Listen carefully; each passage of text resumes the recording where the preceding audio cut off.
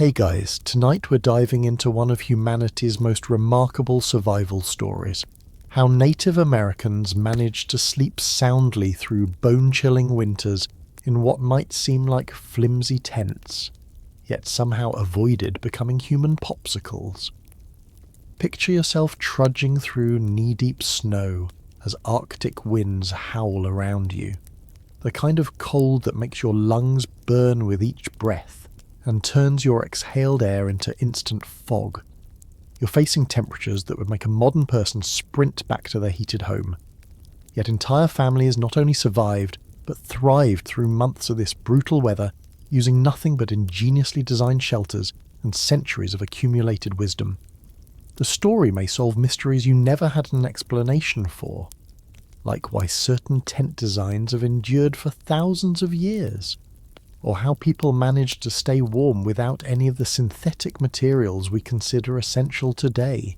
You're about to discover that what look like simple animal hide structures were actually sophisticated thermal engineering marvels that could mean the difference between greeting another sunrise or becoming a cautionary tale whispered around future campfires. So, before you explore the story with me, please take a moment to help me subscribe to the channel, like and share this video, or maybe leave a comment below, but make sure you do it when you really like what I bring to you. Feel free to share where and when you started watching tonight, or perhaps tell me what draws you to these historical survival stories. Now, let's keep the lights as soft as possible, turn on the fan for a gentle sound to help the story feel more emotional, and let's embark on tonight's journey together. You find yourself transported to the Great Plains in the dead of winter, where the Lakota understood that sleep itself could be a death sentence, if not approached with the right knowledge. The temperature outside your tipi has plummeted to 30 degrees below zero, and the wind carries ice crystals that sting like tiny needles against any exposed skin. Yet inside this conical shelter made from buffalo hides, you're about to witness survival techniques so effective that they allowed entire civilizations to flourish in conditions that would challenge modern Arctic explorers equipped with the latest gear. The fundamental challenge wasn't just staying warm, it was managing the delicate balance between retaining heat and maintaining breathable air, preventing moisture buildup that could turn deadly, and ensuring that everyone from newborn babies to elderly grandparents could survive the night. You realize that every aspect of winter sleep required careful planning, from the angle of your body to the materials beneath you, from the clothes you wore to the way you breathed. One mistake could lead to frostbite, hypothermia, or worse, carbon monoxide poisoning from improperly managed fires. As you settle into this ancient world, you discover that winter survival is governed by principles that modern thermal engineers are only beginning to understand. The indigenous peoples of North America had developed a sophisticated understanding of heat transfer, air circulation, and insulation that rivaled anything found in contemporary science textbooks. They knew that surviving winter wasn't about brute force endurance. It was about working with natural laws of physics to create microclimates that could sustain life even when the outside world became hostile to human existence. You witness families preparing for sleep with the same methodical precision that modern astronauts use when preparing for spacewalks. Every movement was calculated. Every material had its specific purpose, and every person understood their role in maintaining the thermal equilibrium that would keep everyone alive until morning.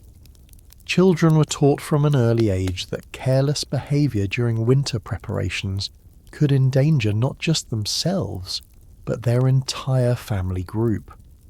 The stakes were absolute. There was no room for casual mistakes when temperatures could kill within hours of exposure. The historical record reveals that Plains tribes regularly survived winters where temperatures dropped to minus 40 degrees Fahrenheit for weeks at a time. Yet mortality rates during these periods were often lower than what modern homeless populations experience in much milder conditions. This wasn't luck or genetic adaptation. It was the result of technological and social innovations that had been refined over thousands of years of trial and error. Archaeological evidence from sites across the northern plains shows that indigenous communities maintained stable populations through even the most severe climate periods, including the Little Ice Age that devastated European agricultural communities. You begin to understand that the sophistication of these survival systems becomes most apparent when considering they had to work not just for healthy adults, but for pregnant women giving birth in sub-zero conditions, newborn infants whose tiny bodies couldn't regulate temperature, injured individuals whose metabolisms were compromised, and elderly people whose circulation had weakened with age. The margin for error was essentially zero. There were no emergency rooms to rush to, no backup heating systems to activate, and no rescue services to call if something went wrong. Historians still argue whether these survival techniques represent the pinnacle of pre-industrial technology, or if they were simply one of many solutions that different cultures developed for extreme weather survival. Some scholars suggest that the thermal efficiency of properly constructed tipis actually exceeded that of many European houses of the same period, while others debate whether the social structures that supported these survival systems were more important than the physical technologies themselves.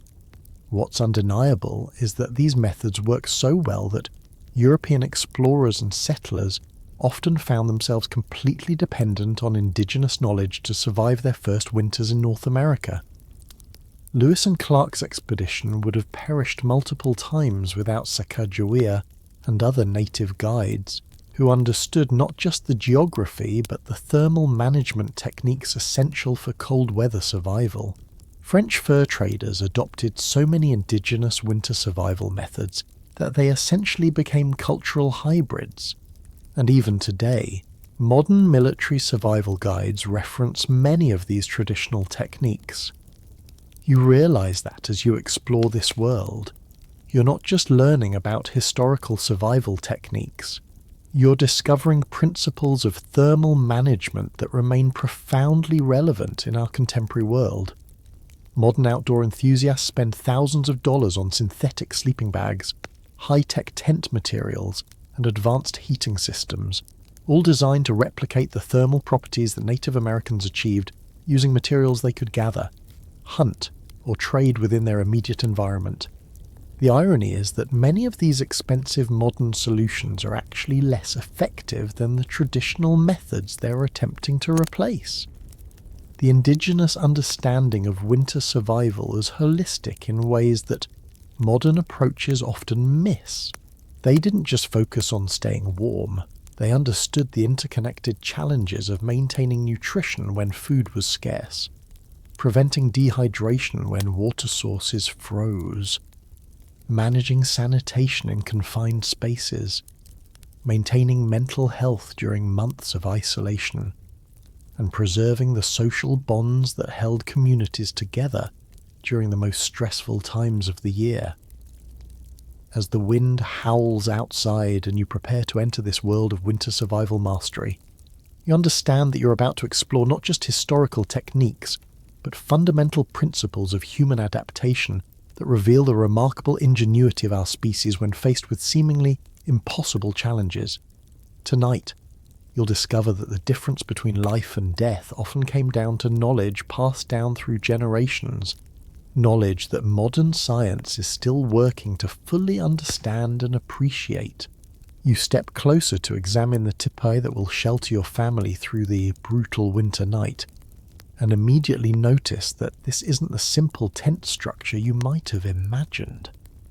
The conical design rising before you represents thousands of years of engineering evolution, where each angle, curve, and proportion has been tested against the harshest conditions nature could deliver.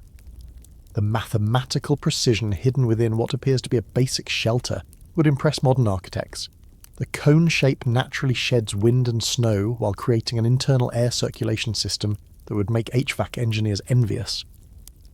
Your hands trace the carefully calculated slope of the tipi walls, which rise at precisely the angle needed to create optimal airflow while maximizing internal volume. The Lakota discovered through generations of experimentation that a cone with sides sloping at roughly 75 degrees provided the perfect balance between wind resistance and living space. Too steep and you'd lose precious interior room, too shallow, and winter storms would collapse the structure or create dangerous downdrafts that could extinguish your life-sustaining fire.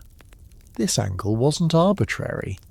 It represented the mathematical sweet spot where structural integrity, thermal efficiency, and livability intersected. The genius of tipi ventilation becomes apparent as you observe the smoke flaps at the apex, those distinctive ear-like projections that can be adjusted to control airflow with remarkable precision. These aren't decorative elements, but critical engineering components that create a natural chimney effect. Warm air rises from your central fire, carrying smoke and moisture upward, while fresh air enters through the controlled gap at the bottom where the teepee cover meets the ground. This creates a continuous circulation system that prevents carbon monoxide buildup while maintaining warmth. A delicate balance that took centuries to perfect and could mean the difference between waking up refreshed or never waking up at all. You notice how the teepee's circular base eliminates corners where cold air could stagnate and create deadly cold spots where family members might succumb to hypothermia. The conical shape naturally distributes heat throughout the interior space, with hot air rising along the sloped walls and circulating back down in convection currents that keep the temperature surprisingly uniform from floor to ceiling. Modern heating systems with their advanced thermostats and forced air circulation struggle to achieve this kind of even heat distribution. Yet indigenous engineers accomplished it using nothing but geometric principles and an understanding of natural airflow patterns that they'd observed in forests and mountains.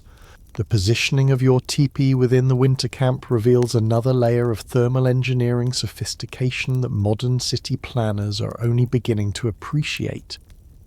You're not randomly placed, but carefully positioned to take advantage of natural windbreaks created by terrain features, other shelters, and strategically placed brush barriers, while avoiding low-lying areas where cold air might pool like invisible lakes of death.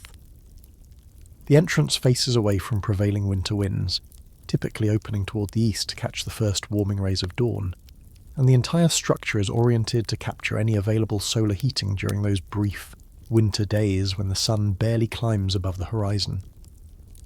These placement strategies weren't casual decisions, but could literally mean the difference between a survivable night and a deadly one when temperatures plummeted to minus 30 or 40 degrees Fahrenheit. Wind chill factors could make exposed conditions feel like 60 below zero, but a properly positioned teepee could create a microclimate that felt 30 to 40 degrees warmer than the outside air temperature. The difference between minus 10 and minus 40 wasn't just uncomfortable, it was the difference between life and death for vulnerable family members. Historians still argue whether the teepee design represents independent indigenous innovation developed over millennia of North American experience, or was influenced by ancient contact with Asian nomadic peoples who used similar conical structures across the steppes and tundra.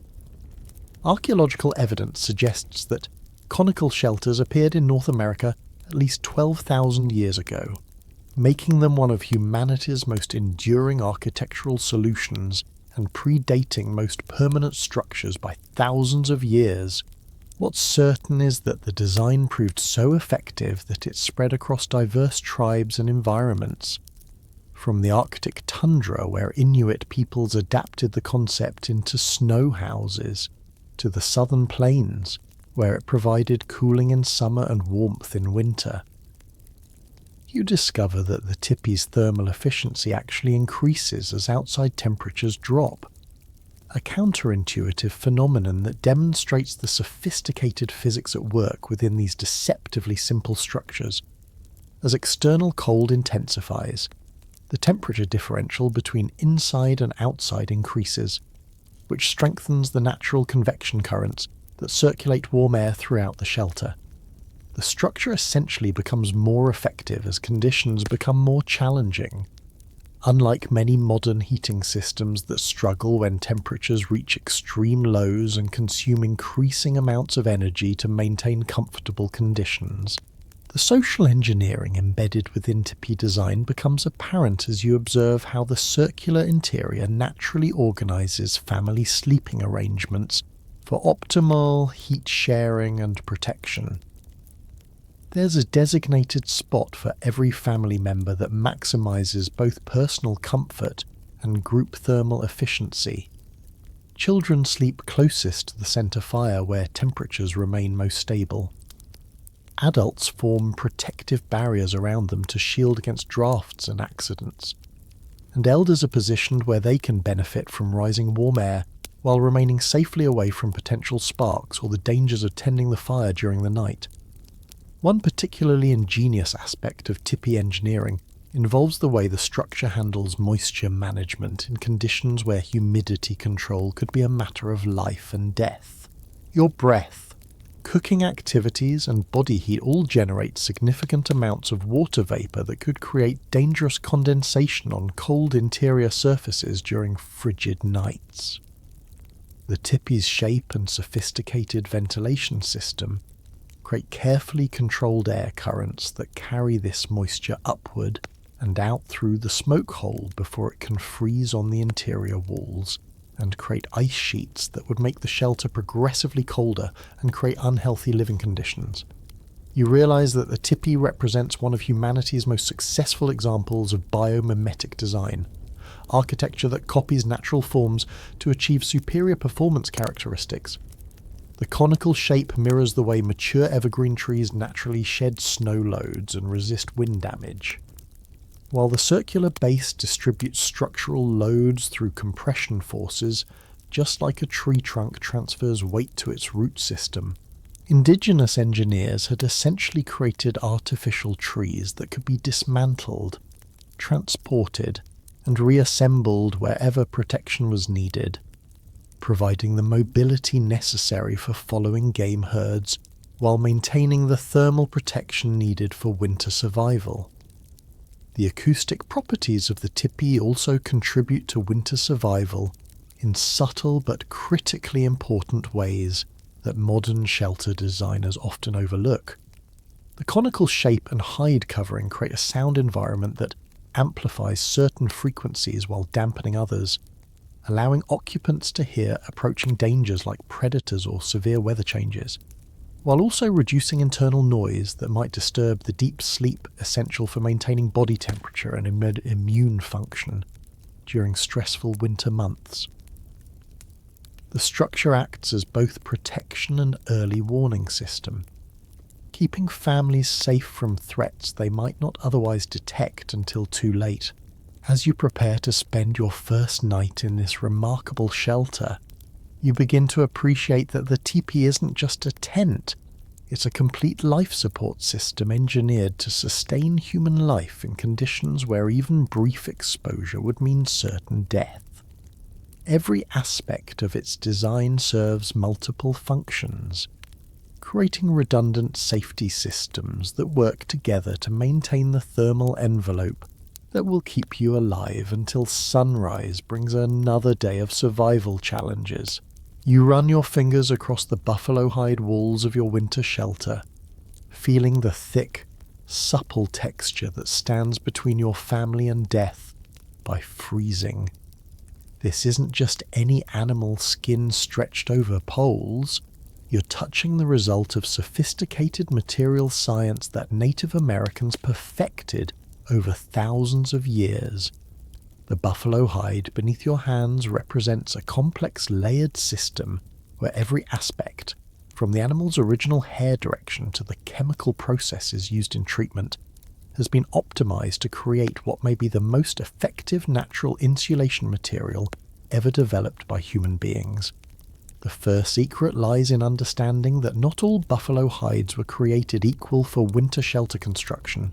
You discover that the Lakota and other plains tribes specifically hunted buffalo during late fall, when the animals had developed their thickest winter coats, timing their hunts to coincide with peak fur density that could mean the difference between adequate insulation and thermal protection capable of sustaining life in sub-zero conditions. The buffalo killed during summer months had lighter, less dense hair that simply couldn't provide the insulation necessary for winter survival, making the timing of these hunts literally a matter of life and death. As you examine the hide more closely, you notice that multiple layers have been sewn together with mathematical precision, creating what modern engineers would recognize as a sophisticated thermal barrier system. The outer layer consists of hides with the hair left on and oriented outward, creating a wind-resistant surface that sheds snow and ice while trapping warm air in countless tiny pockets formed by the dense fur. This outer fur layer works exactly like the down insulation in modern winter jackets, except that buffalo hair actually provides superior thermal protection because each hair shaft is hollow, creating microscopic air chambers that enhance insulation properties. The inner layer reveals another level of sophisticated engineering. Hides that have been brain-tanned to create leather so supple and airtight that they form an effective vapor barrier while remaining flexible enough to expand and contract with temperature changes without cracking or tearing. This brain-tanning process, which could take weeks to complete properly, chemically altered the hide structure at the molecular level, creating a material that was simultaneously waterproof, windproof and breathable in precisely the right proportions to maintain interior climate control. You learn that the brain tanning process itself was a masterpiece of biochemical engineering that modern leather workers struggle to replicate even with advanced chemical knowledge. Fresh buffalo brains contain natural emulsifying agents and oils that penetrate deep into hide fibers, creating a leather that remains supple even in extreme cold while developing antimicrobial properties that prevented the growth of dangerous bacteria and fungi in the warm, moist interior environment of winter shelters. The chemical reactions involved in this process create leather that actually becomes more flexible as temperatures drop, unlike modern synthetic materials that become brittle and prone to failure in extreme cold. The positioning of hair on the buffalo hides wasn't random, but followed principles that maximize thermal efficiency through careful attention to natural fur growth patterns. You observe how the hides were oriented so that hair naturally directed moisture and condensation away from the interior while creating overlapping layers that eliminated thermal bridges where cold could penetrate. The hair patterns created natural drainage channels that carried away moisture before it could freeze and compromise the insulation, while also creating air circulation paths that prevented stagnant pockets where carbon dioxide could accumulate to dangerous levels. Historians still argue whether the sophisticated hide treatment techniques used by plains tribes were independently developed or influenced by contact with Arctic peoples who had similar but distinct approaches to preparing animal skins for extreme cold survival. Archaeological evidence from sites across the northern plains reveals hide preparation tools and techniques that date back at least 8,000 years, suggesting that these methods evolved over millennia of experimentation and refinement through countless winters where inadequate preparation meant death for entire families. The thermal properties of properly prepared buffalo hide actually improve in cold weather, creating what modern materials scientists call a smart insulation system that responds to environmental conditions. As temperatures drop, the hide contracts slightly, compressing the air trapped within the hair fibers and creating denser insulation exactly when it's needed most, simultaneously. Body heat from the shelter's occupants causes the inner surface to warm and expand slightly, creating better contact with the teepee's pole framework and eliminating gaps where heat could escape. You discover that creating a complete tipi covering required the hides from approximately 12 to 15 buffalo, each one carefully selected, processed, and positioned to contribute specific thermal and structural properties to the finished shelter. The selection process was critical. Hides from younger animals provided flexibility and ease of sewing, while those from mature bulls offered maximum thickness and durability for the most exposed sections. Pregnant females provided hide with special elasticity properties that prevented tearing when the shelter expanded and contracted with temperature changes. The sewing techniques used to join these hides together were equally sophisticated, employing sinew thread that was stronger than modern synthetic materials while remaining flexible in extreme cold.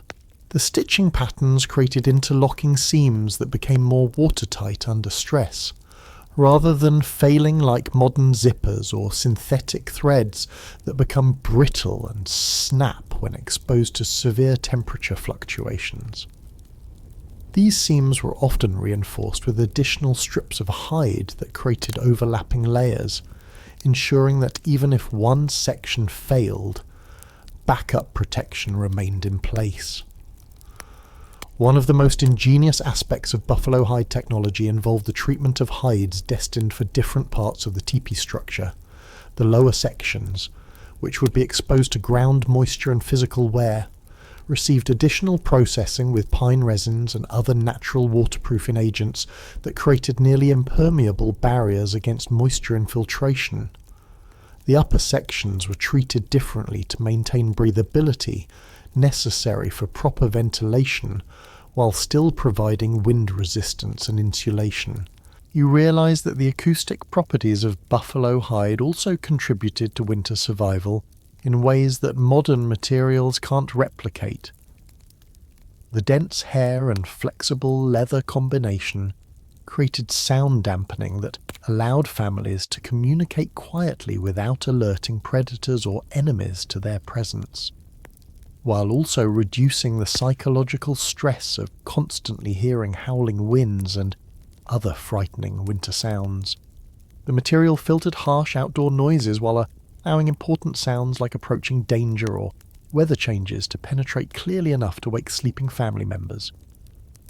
The durability of properly prepared buffalo hide was legendary among plains tribes, with well-made tipi covers lasting for decades if properly maintained and repaired. This longevity was crucial for winter survival because families couldn't afford to have their primary shelter fail during the coldest months when replacement materials were impossible to obtain and process. The investment of time and skill required to create a buffalo hide teepee covering was enormous, but the result was a shelter system that could protect multiple generations through countless winter seasons. As you settle against these remarkable walls that separate you from the deadly cold outside, you begin to understand that buffalo hide technology represented one of humanity's greatest achievements in natural materials engineering.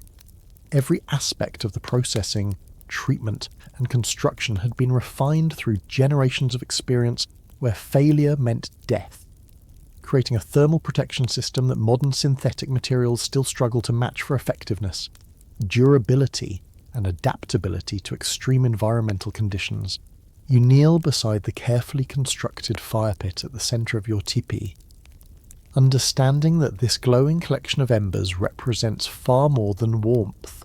It's a precisely calculated thermal engine that must burn consistently through the entire night without consuming too much fuel, producing dangerous smoke, or creating flames high enough to ignite the buffalo hide ceiling above your head.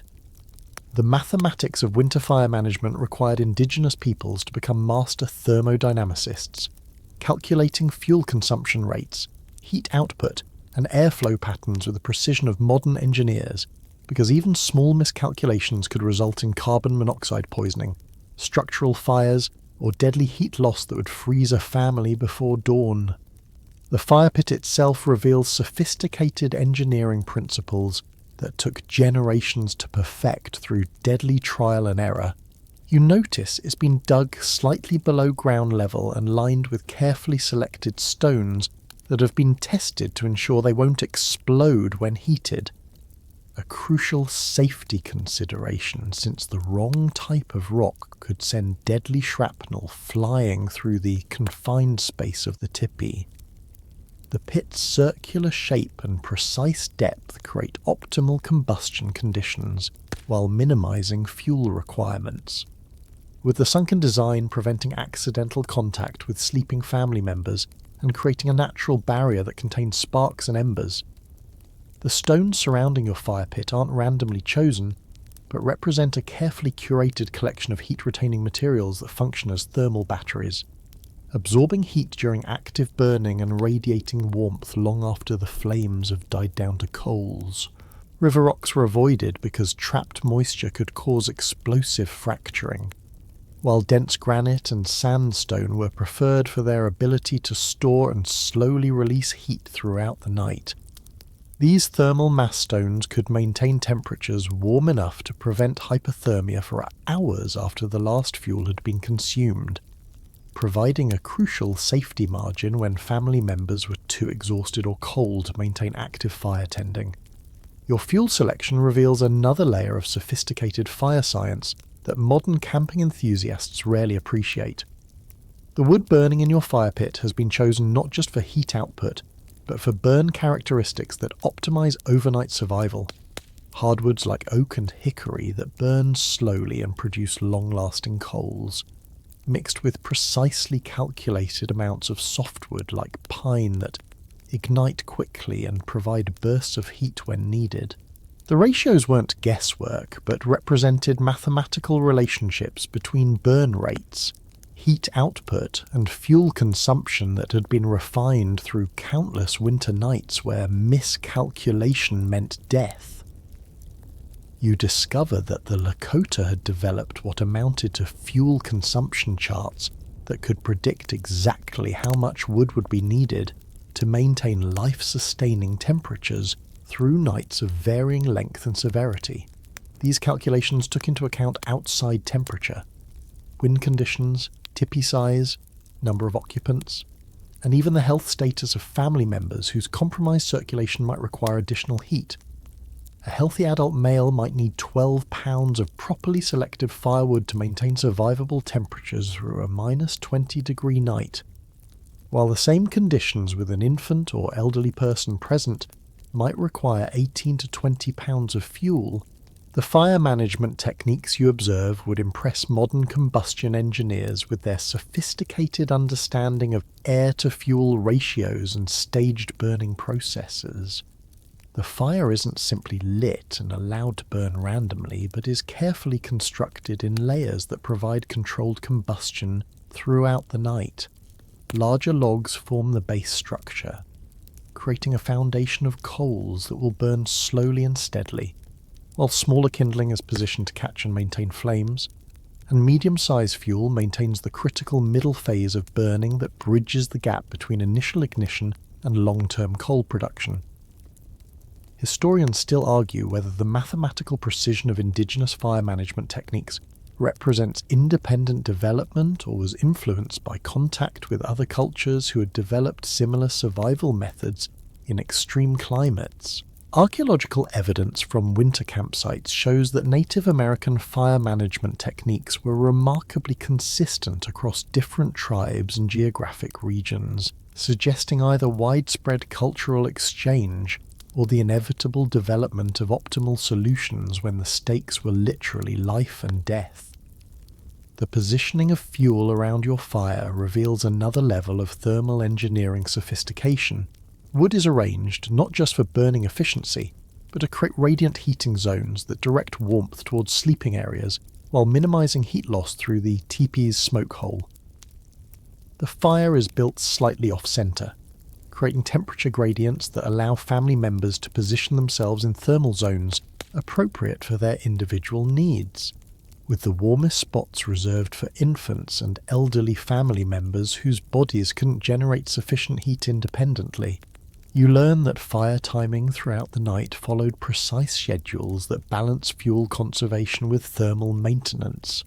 The fire burned hottest during the early evening hours when family members were still awake and could tend it actively, then was carefully banked to provide steady coal-based heat through the deepest cold of pre-dawn hours when outside temperatures typically reached their most dangerous lows.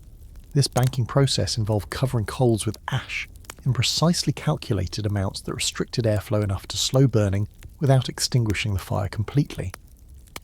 The sophisticated understanding of combustion chemistry becomes apparent as you observe how different wood types are burned at specific times throughout the night.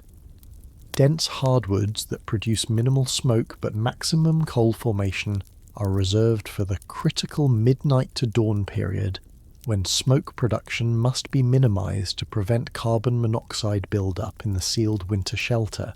Aromatic woods like cedar might be burned briefly during evening hours when the smoke hole could be opened wider for ventilation, providing not just heat but also insect-repelling and mood-enhancing properties that supported psychological well-being during the stressful winter months.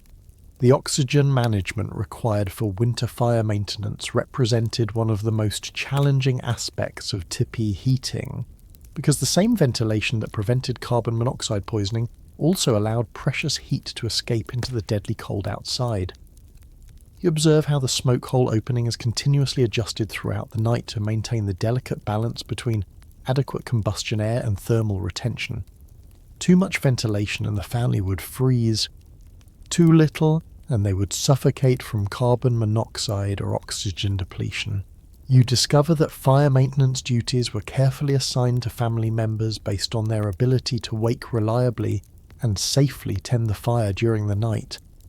Adult males typically took responsibility for the most dangerous midnight fire management, while children and elders were assigned earlier and later shifts when the fire was more stable and the risks were lower.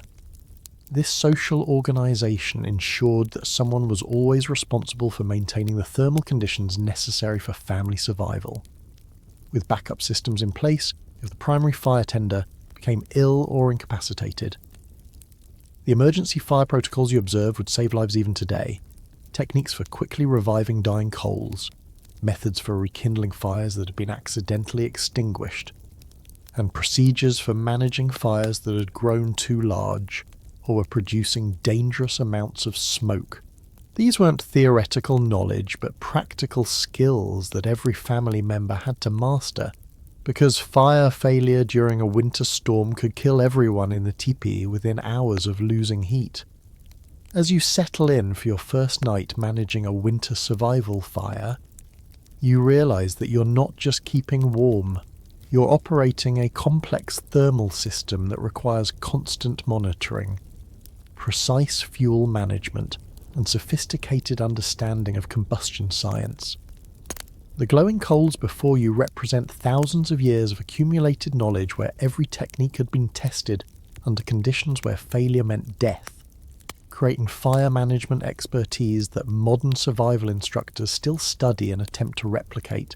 You settle into your designated sleeping position within the teepee's carefully orchestrated thermal ecosystem, immediately noticing that this isn't random placement but a sophisticated arrangement where every family member's body becomes a crucial component in a collective heat generation system. The positioning of bodies around the central fire follows principles that modern thermal engineers are only beginning to understand. Each person's location has been calculated to maximize both their individual survival chances and their contribution to the group's overall thermal efficiency. Your body heat, which produces roughly the same energy output as a 100-watt light bulb when at rest, becomes part of a coordinated heating system that can mean the difference between surviving until dawn or succumbing to hypothermia in your sleep.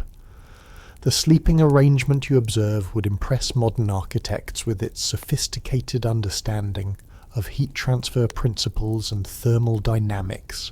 Children are positioned closest to the fire where temperatures remain most stable throughout the night, but not so close that sparks or sudden flare-ups could cause burns or ignite their sleeping robes. Their small bodies lose heat more rapidly than adults due to their higher surface area to mass ratio, making their placement in the warmest zone a matter of life and death. You notice how they are arranged like spokes of a wheel, with their feet pointing toward the fire and their heads positioned where rising warm air creates the most comfortable sleeping conditions. The adults form protective thermal barriers around the children, their larger bodies creating windbreaks that shield the most vulnerable family members from drafts, while simultaneously benefiting from the heat radiating outward from the central fire. This arrangement isn't just practical, but represents sophisticated understanding of how body heat can be shared and amplified through strategic positioning.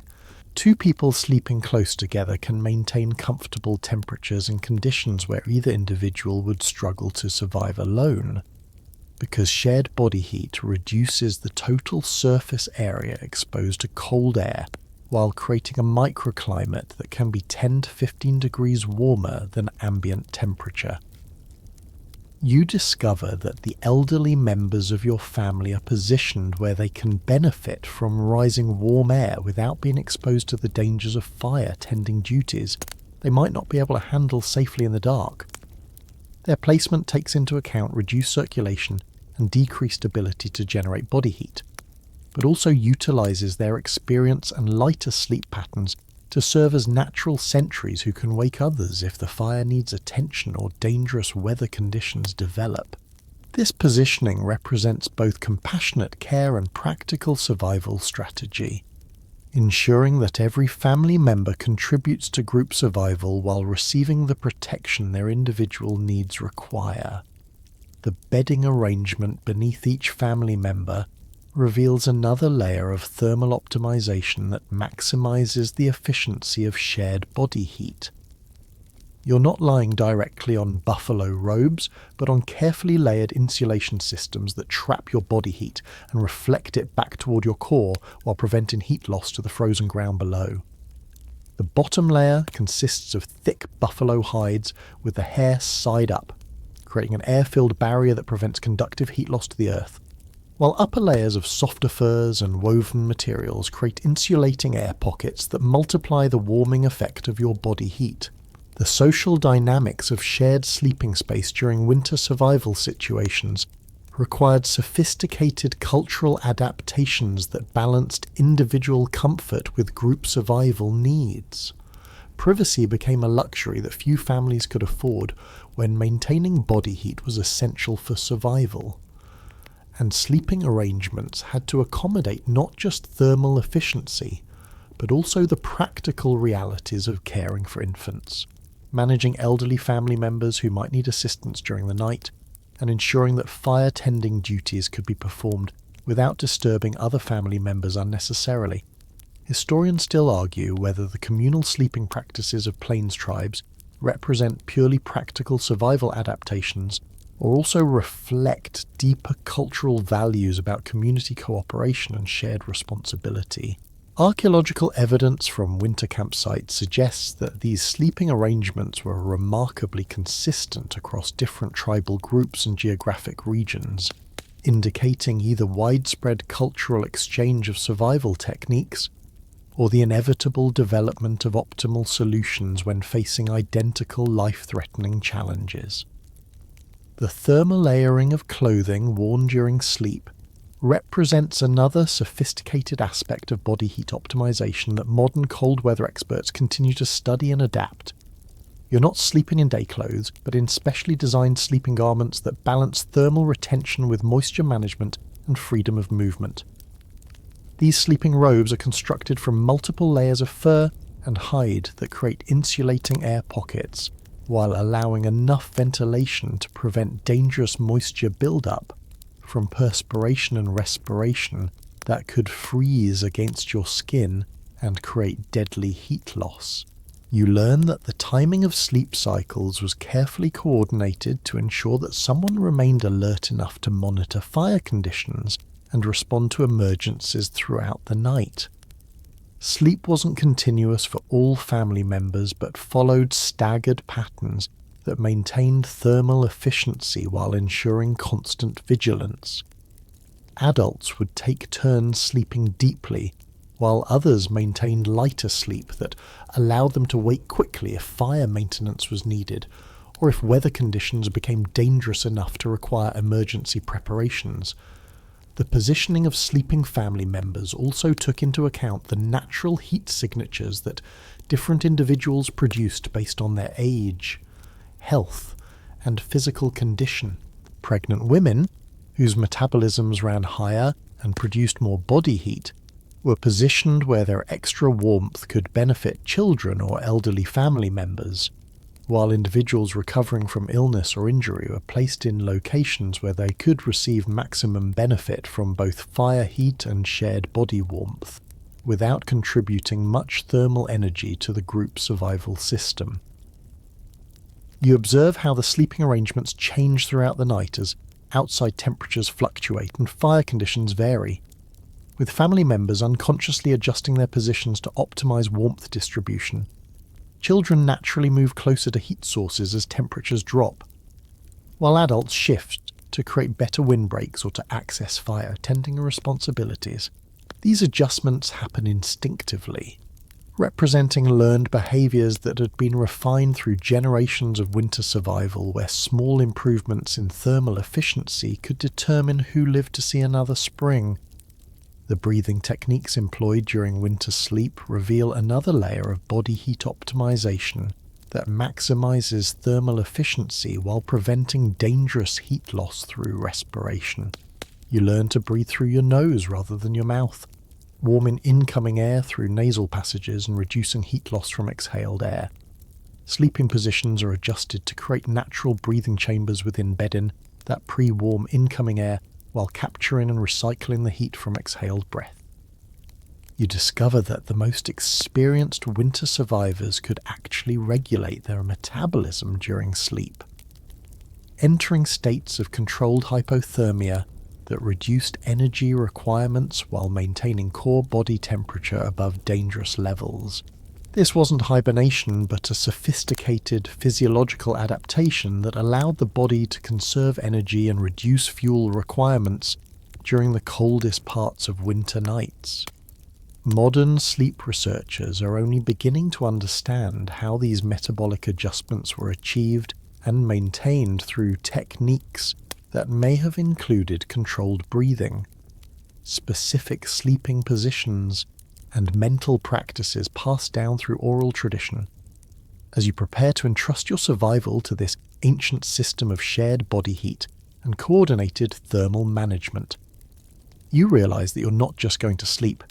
You're becoming part of a collective organism where your individual survival depends entirely on the group's ability to function as an integrated heating system.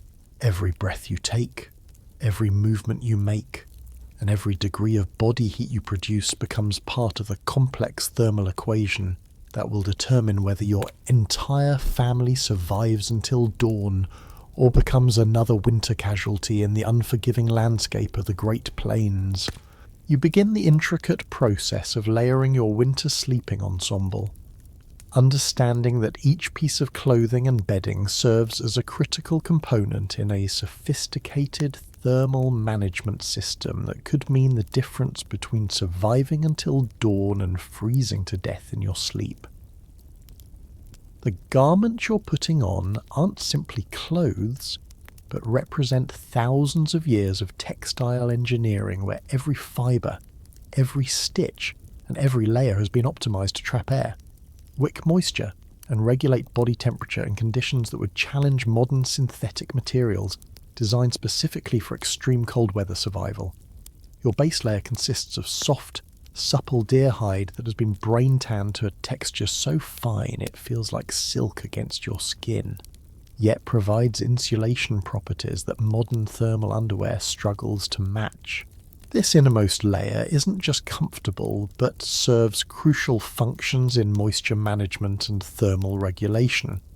The natural oils retained in properly tanned deer hide create a microclimate next to your skin that wicks away perspiration while preventing the dangerous heat loss that occurs when moisture freezes against your body during the coldest parts of winter nights. The middle layers reveal the sophisticated understanding of insulation principles that Native American textile workers had developed through generations of experimentation with different fur types, weaving techniques, and layering strategies. You pull on a shirt made from rabbit fur that has been woven into a fabric so dense and lofty that it traps enormous amounts of warm air while remaining light enough to allow freedom of movement during sleep.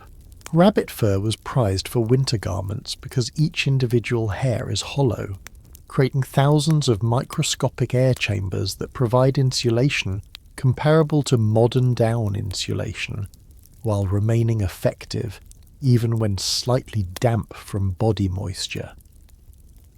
Your outer sleeping robe represents perhaps the pinnacle of pre-industrial textile engineering, a magnificent garment constructed from multiple types of fur arranged in strategic patterns that maximize thermal efficiency while providing weather protection.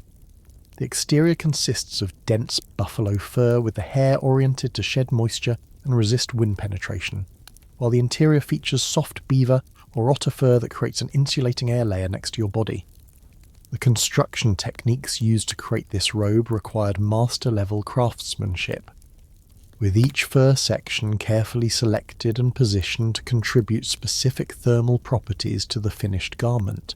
The stitching that holds these layers together isn't simple sewing, but represents advanced textile engineering that creates seams capable of maintaining structural integrity through repeated temperature cycling without creating thermal bridges where cold could penetrate.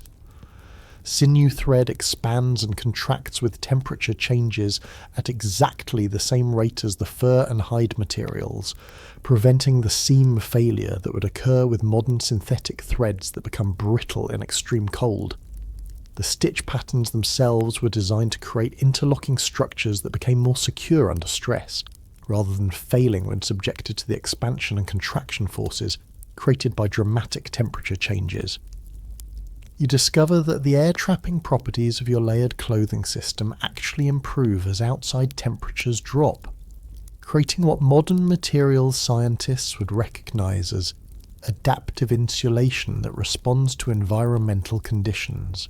As the temperature differential between your body and the outside air increases, the trapped air in your clothing layers becomes more stratified and less prone to convection currents that could carry away precious body heat.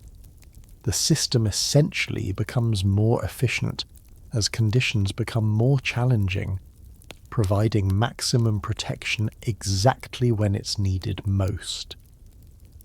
The foot and hand protection you're putting on reveals another level of sophisticated thermal engineering that addresses the particular challenges of extremity warming in sub-zero conditions.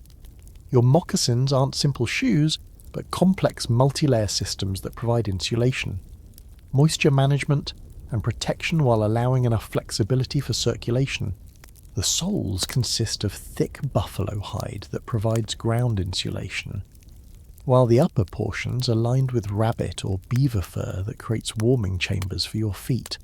Additional grass or moss insulation can be added inside the moccasins to provide extra thermal protection during the coldest nights.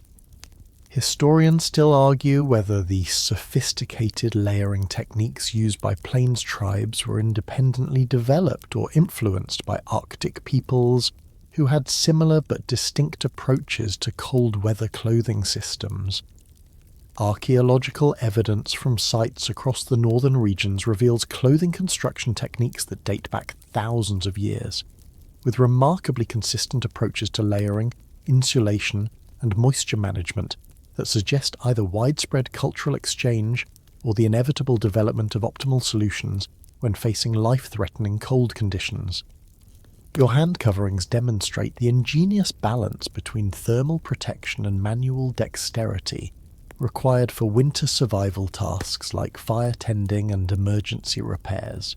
Mittens constructed from dense fur provide maximum warmth by allowing fingers to share heat, while thin inner gloves made from soft deer hide allow for precise manipulation of fire tools and other essential equipment. The ability to quickly remove and replace these hand coverings without exposing bare skin to deadly cold air was crucial for maintaining the fire that kept your entire family alive through winter nights. The headwear completing your ensemble represents one of the most critical elements of winter thermal management, since the human head can lose up to 40% of total body heat in cold conditions. Your winter hat isn't simply a fur cap, but a carefully engineered system that provides thermal protection while allowing for proper ventilation to prevent dangerous moisture buildup from scalp perspiration. The design covers your ears and neck completely while creating an insulating airspace around your head that maintains warmth without restricting blood circulation to these vulnerable extremities. You learn that the materials used in your winter clothing system were selected not just for their thermal properties, but also for their performance characteristics under the specific stresses of winter survival. Beaver fur was prized for areas that might get wet because it retained insulating properties even when damp, while buffalo fur provided maximum warmth and wind resistance for outer layers. Rabbit fur offered the best warmth-to-weight ratio for garments that needed to allow freedom of movement, and deer hide provided the ideal combination of softness, breathability, and durability for base layers. The bedding system you're arranging beneath and around your layered clothing creates additional thermal zones that multiply the effectiveness of your personal insulation system. Multiple buffalo robes arranged with hair sides facing different directions create air-filled chambers that trap and circulate warm air around your sleeping body. The bottom layer has hair facing up to provide insulation from ground cold, while the top layer has hair facing down to create a warming chamber that captures and holds your body heat throughout the night. You discover that the construction of winter bedding followed mathematical principles that optimize thermal efficiency while minimizing weight and bulk. The ratio of different fur types, the thickness of various layers, and the overall dimensions of sleeping robes were calculated to provide maximum warmth for individuals of different sizes and metabolic rates. A bedding system designed for a large adult male would be constructed differently than one intended for a child or elderly person, with adjustments in materials and layering that accommodated individual thermal requirements. The maintenance requirements for your winter clothing and bedding system represent a significant ongoing commitment that was essential for survival effectiveness. Furs had to be regularly cleaned, dried, and treated to maintain their insulating properties, while hide garments required conditioning to prevent cracking and maintain flexibility.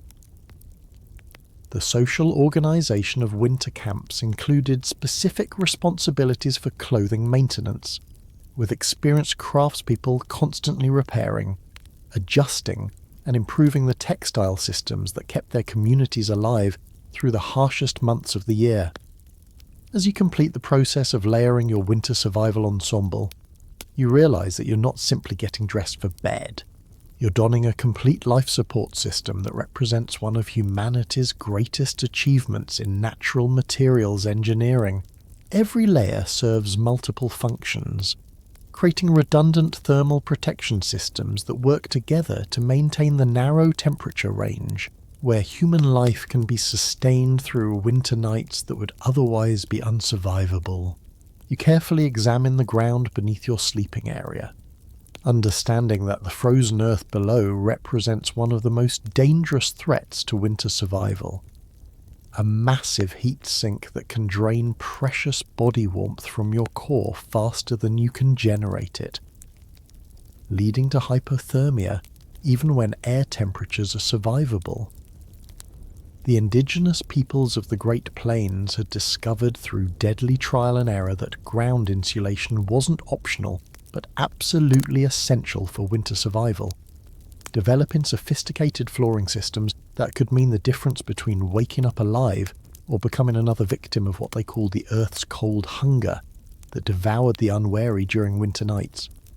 Your first layer of ground protection consists of thick buffalo hides placed hair side up, creating an initial barrier between your body and the frozen earth that extends well beyond the dimensions of your sleeping area.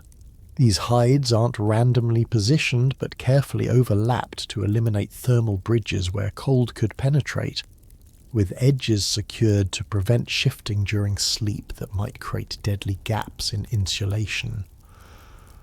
The buffalo hair creates thousands of tiny air pockets that trap warm air and prevent conductive heat loss to the ground, while the thick hide itself provides a moisture barrier that prevents ground dampness from wicking heat away from your body through evaporation. The second layer reveals even more sophisticated engineering, carefully gathered and processed plant materials that create what modern insulation experts would recognize as a highly effective thermal barrier system. You're spreading thick layers of dried prairie grass that has been harvested at the optimal time of year when the hollow stems contain maximum air content, creating natural insulation tubes that trap warm air while providing cushioning and comfort. This grass isn't carelessly thrown down but arranged in specific patterns that maximize insulation effectiveness while preventing compression that would reduce thermal efficiency. You discover that the selection of plant materials for ground insulation followed principles that took into account not just thermal properties, but also moisture management, durability, and safety considerations. Cattail down was prized for areas directly beneath sleeping bodies because it provided exceptional insulation while remaining dry and comfortable even when exposed to body moisture throughout the night. Pine needles created aromatic barriers that repelled insects while providing moderate insulation and natural antimicrobial properties that helped maintain sanitary conditions in the confined sleeping space. The layering technique you're employing creates what modern engineers would call a gradient insulation system, where thermal protection increases closest to your body while maintaining structural integrity throughout the entire flooring assembly. The bottom layers consist of coarser materials like bark and larger plant fibers that provide structural support and primary ground separation, while progressively finer materials create increasingly effective thermal barriers as you build upward toward the final sleeping surface. Cedar bark stripped in thin sheets creates an intermediate layer that provides both insulation and moisture management properties that were crucial for winter survival. The natural oils in cedar bark repel moisture while providing antimicrobial protection against the bacteria and fungi that could thrive in warm, humid conditions created by multiple bodies sleeping in a confined space. The fibrous structure of properly prepared cedar bark also creates excellent thermal insulation, while remaining comfortable enough to sleep on directly if necessary. You learn that the collection and preparation of ground insulation materials was a community effort that began months before winter arrived, with families working together to gather, process, and store the enormous quantities of plant materials required to insulate entire winter camps. A single tipi might require several 100 pounds of dried grass, bark, and other insulating materials to provide adequate ground protection for a family throughout the winter months, representing a massive investment of time and labour that was absolutely essential for survival. Historians still argue whether the sophisticated ground insulation techniques used by plains tribes were independently developed over thousands of years of experimentation or were influenced by contact with Arctic peoples who face similar challenges in preventing heat loss to frozen ground.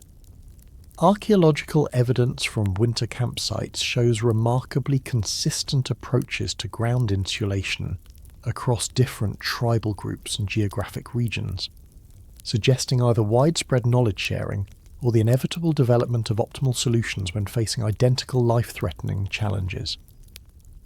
The arrangement of ground insulation materials follows mathematical principles that optimize thermal efficiency while accommodating the practical realities of family sleeping arrangements and fire safety requirements.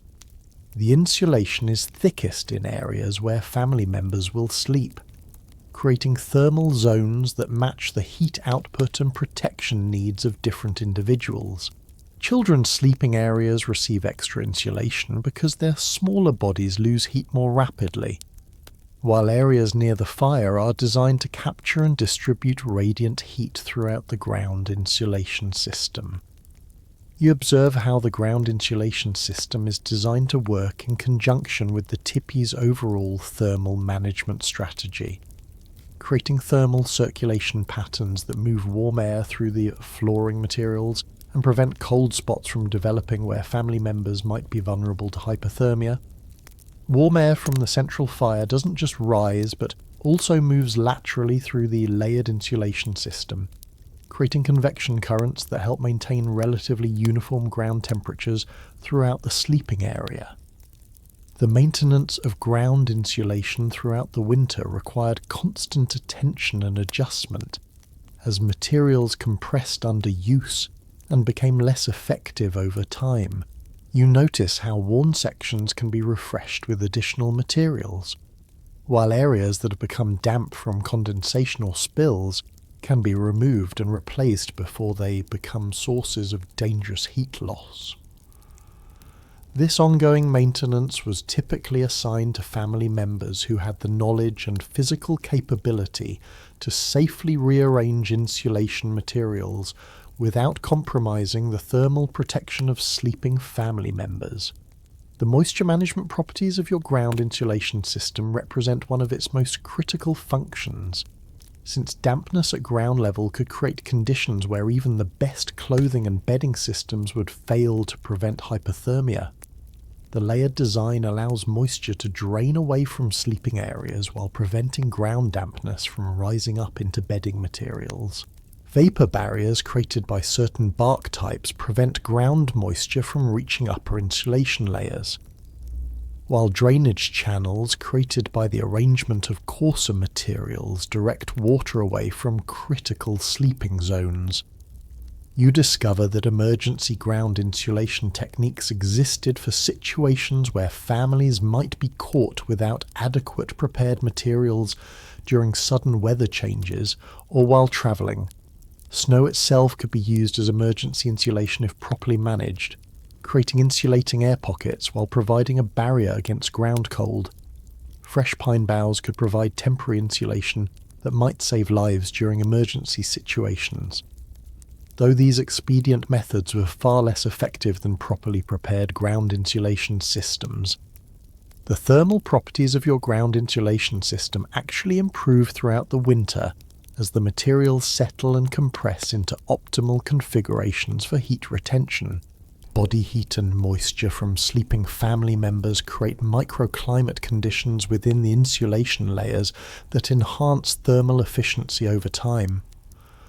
While the natural oils and resins in plant materials provide increasing protection against moisture infiltration and decay that could compromise insulation effectiveness, you realize that the ground insulation beneath you represents one of humanity's most successful adaptations to extreme environmental challenges, a system so effective that modern military and outdoor equipment manufacturers continue studying these traditional techniques in attempts to develop synthetic alternatives.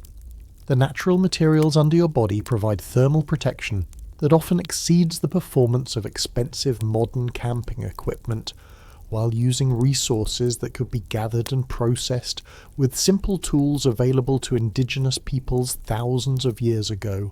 As you settle onto this carefully constructed thermal barrier between your body and the Earth's cold embrace, you understand that you're not simply lying on bedding, but trusting your life to an ancient engineering system that represents countless generations of accumulated knowledge about ground insulation, thermal management, and winter survival techniques that could keep you alive through nights that would otherwise drain the warmth from your body and leave you frozen before dawn.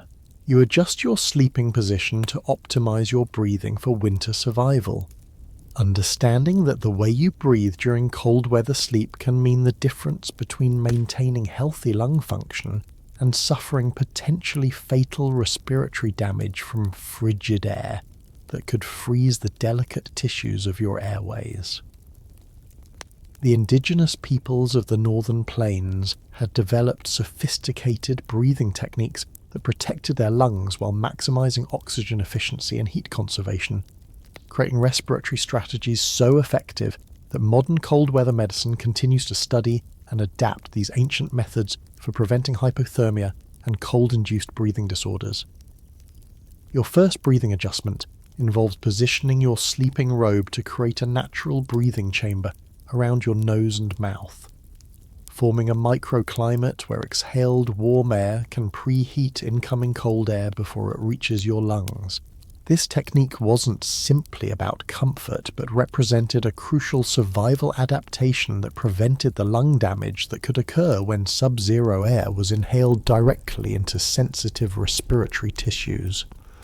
The breathing chamber you create traps your exhaled moisture and warmth, creating a humid, warm zone that could be 15 to 20 degrees warmer than the ambient air inside the tipi.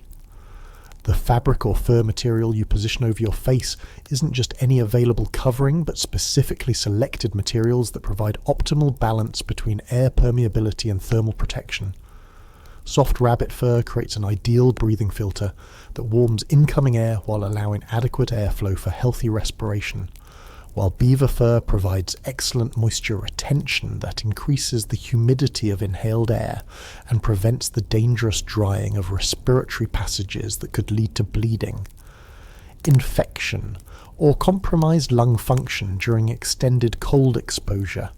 You learn to breathe primarily through your nose rather than your mouth, utilizing the natural air warming and humidifying functions of your nasal passages that can raise incoming air temperature by 20 to 30 degrees before it reaches your lungs. This nasal breathing technique also filters particulates and provides natural moisture that prevents the dangerous drying of respiratory tissues that occurs when breathing cold, dry air through the mouth. The indigenous understanding of nasal breathing benefits predated modern medical knowledge by thousands of years, yet achieved the same protective effects that contemporary cold weather medicine recommends. The breathing rhythm you adopt for winter sleep follows patterns that maximize oxygen efficiency while minimizing heat loss through respiration, which can account for up to 20% of total body heat loss in extreme cold conditions. Slower, deeper breathing reduces the volume of air that must be warmed by your body while ensuring adequate oxygenation for cellular metabolism that generates the heat necessary for survival. This controlled breathing pattern also reduces the amount of precious water vapor lost through exhalation, helping prevent the dehydration that could compromise your body's ability to maintain core temperature. You discover that the sleeping position you assume affects breathing efficiency and heat conservation in ways that modern sleep medicine is only beginning to understand. Sleeping on your side in a slightly curled position reduces the surface area exposed to cold air while optimizing the function of your breathing chamber and allowing gravity to assist in maintaining clear airways. This position also protects vital organs by keeping them closest to the warming fire, while ensuring that your breathing passages remain unobstructed throughout the night. The social aspects of breathing management during family winter sleep reveal sophisticated understanding of group respiratory dynamics that maximize survival chances for everyone in the confined tipi space. Family members were positioned so that their breathing patterns complemented rather than competed with each other, preventing the buildup of carbon dioxide that could occur when too many people breathed in the same confined airspace. The natural rhythm of family breathing created circulation patterns that helped distribute warm, humid air throughout the sleeping area, while preventing stagnant zones where dangerous gases could accumulate. Historians still argue whether the advanced breathing techniques used by plains tribes for cold weather survival were developed independently or were influenced by contact with other cultures who face similar respiratory challenges in extreme climates. Archaeological evidence from winter shelters shows consistent design features that optimized air circulation and breathing conditions, suggesting that these techniques evolved over thousands of years of experimentation, where inadequate respiratory protection meant death from lung damage or suffocation. Your face covering system includes backup protection methods for the coldest nights when even the primary breathing chamber might not provide adequate protection against extreme temperatures. Additional layers of soft fur can be positioned to create multiple warming zones for incoming air, while emergency breathing techniques allow you to warm extremely cold air by breathing into cupped hands or fabric pouches before inhaling into your lungs. These emergency methods could save your life during the most severe cold snaps, when even minor exposure to unwarmed air could cause immediate frostbite damage to respiratory tissues. The moisture management aspects of winter breathing protection address the critical challenge of preventing ice formation in face coverings that could block airflow and create suffocation hazards. The materials selected for breathing chambers are chosen for their ability to absorb and retain moisture from exhaled air while remaining permeable to airflow, preventing the dangerous ice buildup that could occur with impermeable materials. Regular adjustment and maintenance of face coverings throughout the night ensures that ice formation doesn't create breathing obstacles that could be fatal during deep sleep. You learn that the air quality inside winter tippies required careful management to prevent the accumulation of carbon dioxide, carbon monoxide, and other dangerous gases that could cause unconsciousness or death during sleep. The breathing techniques you're using work in conjunction with the teepee's ventilation system to ensure adequate oxygen supply while maintaining thermal efficiency. Understanding the balance between air circulation and heat retention was crucial knowledge that every family member had to master for winter survival. The emergency breathing protocols you observe would save lives in modern cold weather emergencies. Techniques for reviving someone whose breathing had been compromised by extreme cold, methods for clearing frozen airways, and procedures for providing assisted breathing when family members became unconscious from carbon monoxide poisoning or oxygen deprivation. These weren't theoretical knowledge, but practical skills that every adult had to master, because respiratory emergencies during winter storms could kill within minutes if not properly managed. You discover that certain breathing exercises were performed before sleep to optimize circulation and heat generation throughout the body, preparing the respiratory and circulatory systems for the challenges of maintaining life during cold winter nights. These exercises increased oxygen saturation in the blood, while stimulating circulation to extremities that were vulnerable to frostbite, creating physiological conditions that improved survival chances during the most dangerous hours before dawn, when body temperature naturally dropped to its lowest levels. The psychological aspects of breathing management during winter survival situations involve techniques for controlling fear and panic that could compromise respiratory efficiency and heat conservation. Controlled breathing methods helped maintain calm mental states that are essential for making good survival decisions and conserving energy during stressful situations. The ability to remain calm and breathe efficiently could mean the difference between surviving a winter emergency and panicking in ways that wasted precious energy and compromised group survival. You realize that the breathing techniques surrounding you represent one of humanity's most elegant adaptations to extreme environmental challenges. Methods so sophisticated that they protected respiratory function while maximizing thermal efficiency using nothing but knowledge passed down through generations of winter survivors. Modern cold weather equipment attempts to replicate these natural breathing protection systems using expensive synthetic materials and complex designs, yet often fails to achieve the effectiveness and reliability of traditional techniques that worked using materials available in any natural environment. As you settle into your winter breathing rhythm, understanding that every breath you take throughout the night must be carefully managed to maintain lung health while conserving precious body heat.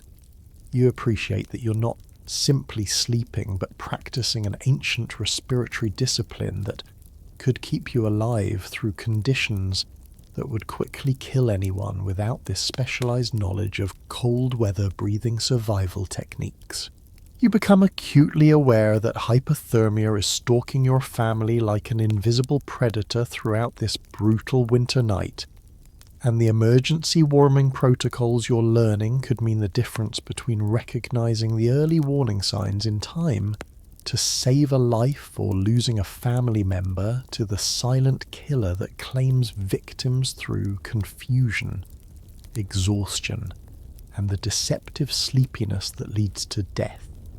The indigenous peoples of the Great Plains had developed sophisticated emergency response systems for hypothermia that modern emergency medicine still studies today, creating life-saving techniques that worked without thermometers, medical equipment, or heated hospitals, just knowledge, preparation, and the determination to fight death itself using ancient wisdom refined through countless winter emergencies.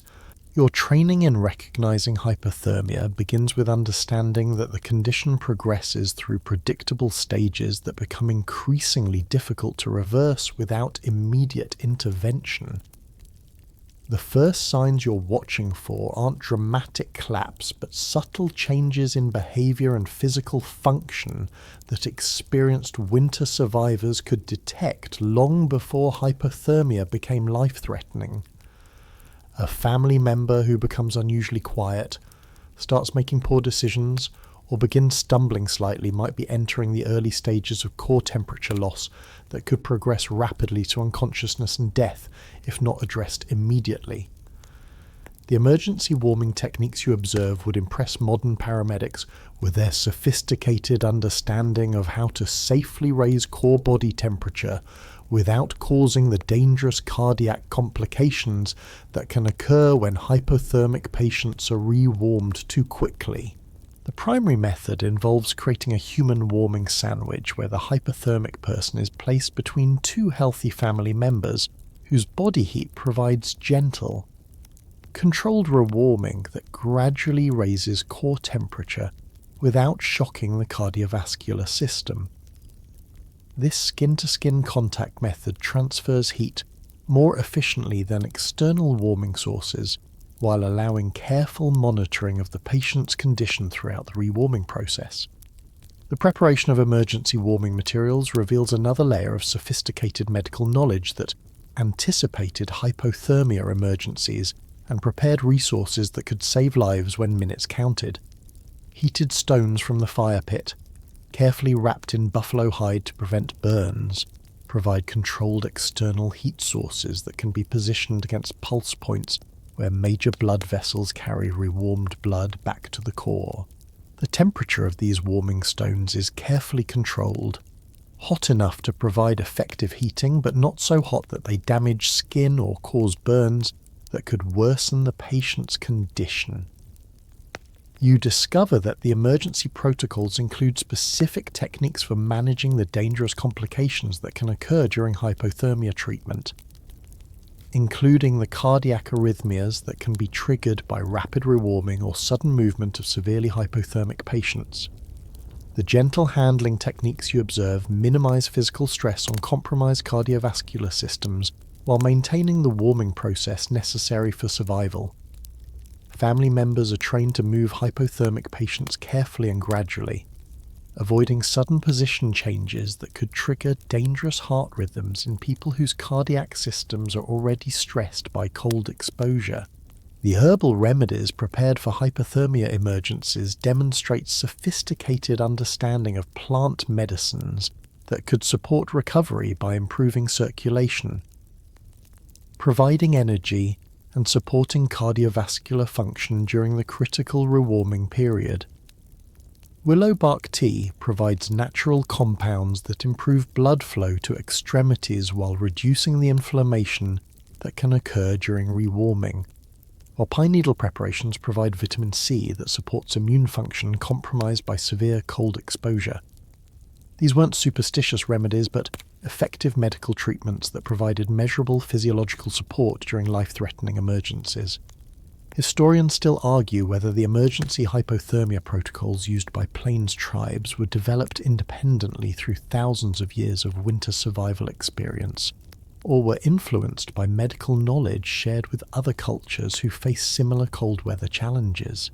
Archaeological evidence from winter campsites shows that indigenous communities maintained remarkably low mortality rates during severe winter periods, suggesting that their emergency medical techniques were highly effective at preventing and treating cold-related injuries and illnesses. The social organization of emergency response reveals sophisticated understanding that successful hypothermia treatment required coordinated group effort where every family member understood their role in life-saving protocols. Children were trained to recognize early warning signs and immediately alert adults, while elders provided medical knowledge and guidance during treatment procedures. The division of responsibilities ensured that warming efforts could be maintained continuously while other family members managed fire maintenance, prepared emergency foods, and organized additional medical supplies that might be needed during extended treatment periods. You learn that the emergency warming protocols included specific procedures for different types of hypothermia situations, techniques for treating someone who had fallen through ice and was suffering from both hypothermia and potential drowning, methods for managing hypothermia combined with frostbite injuries, and procedures for treating multiple family members who might be affected simultaneously during severe weather emergencies. These specialized protocols address the complex medical challenges that could occur when hypothermia was complicated by other cold-related injuries or illnesses. The emergency food preparation techniques you observe provide crucial nutritional support during hypothermia recovery by delivering easily digestible calories and warming fluids that help restore energy and support the metabolic processes necessary for maintaining body temperature. Warm broths made from bone marrow provide concentrated fats and proteins that fuel heat generation, while herbal teas deliver warming compounds directly to the core while providing the hydration necessary for proper circulation.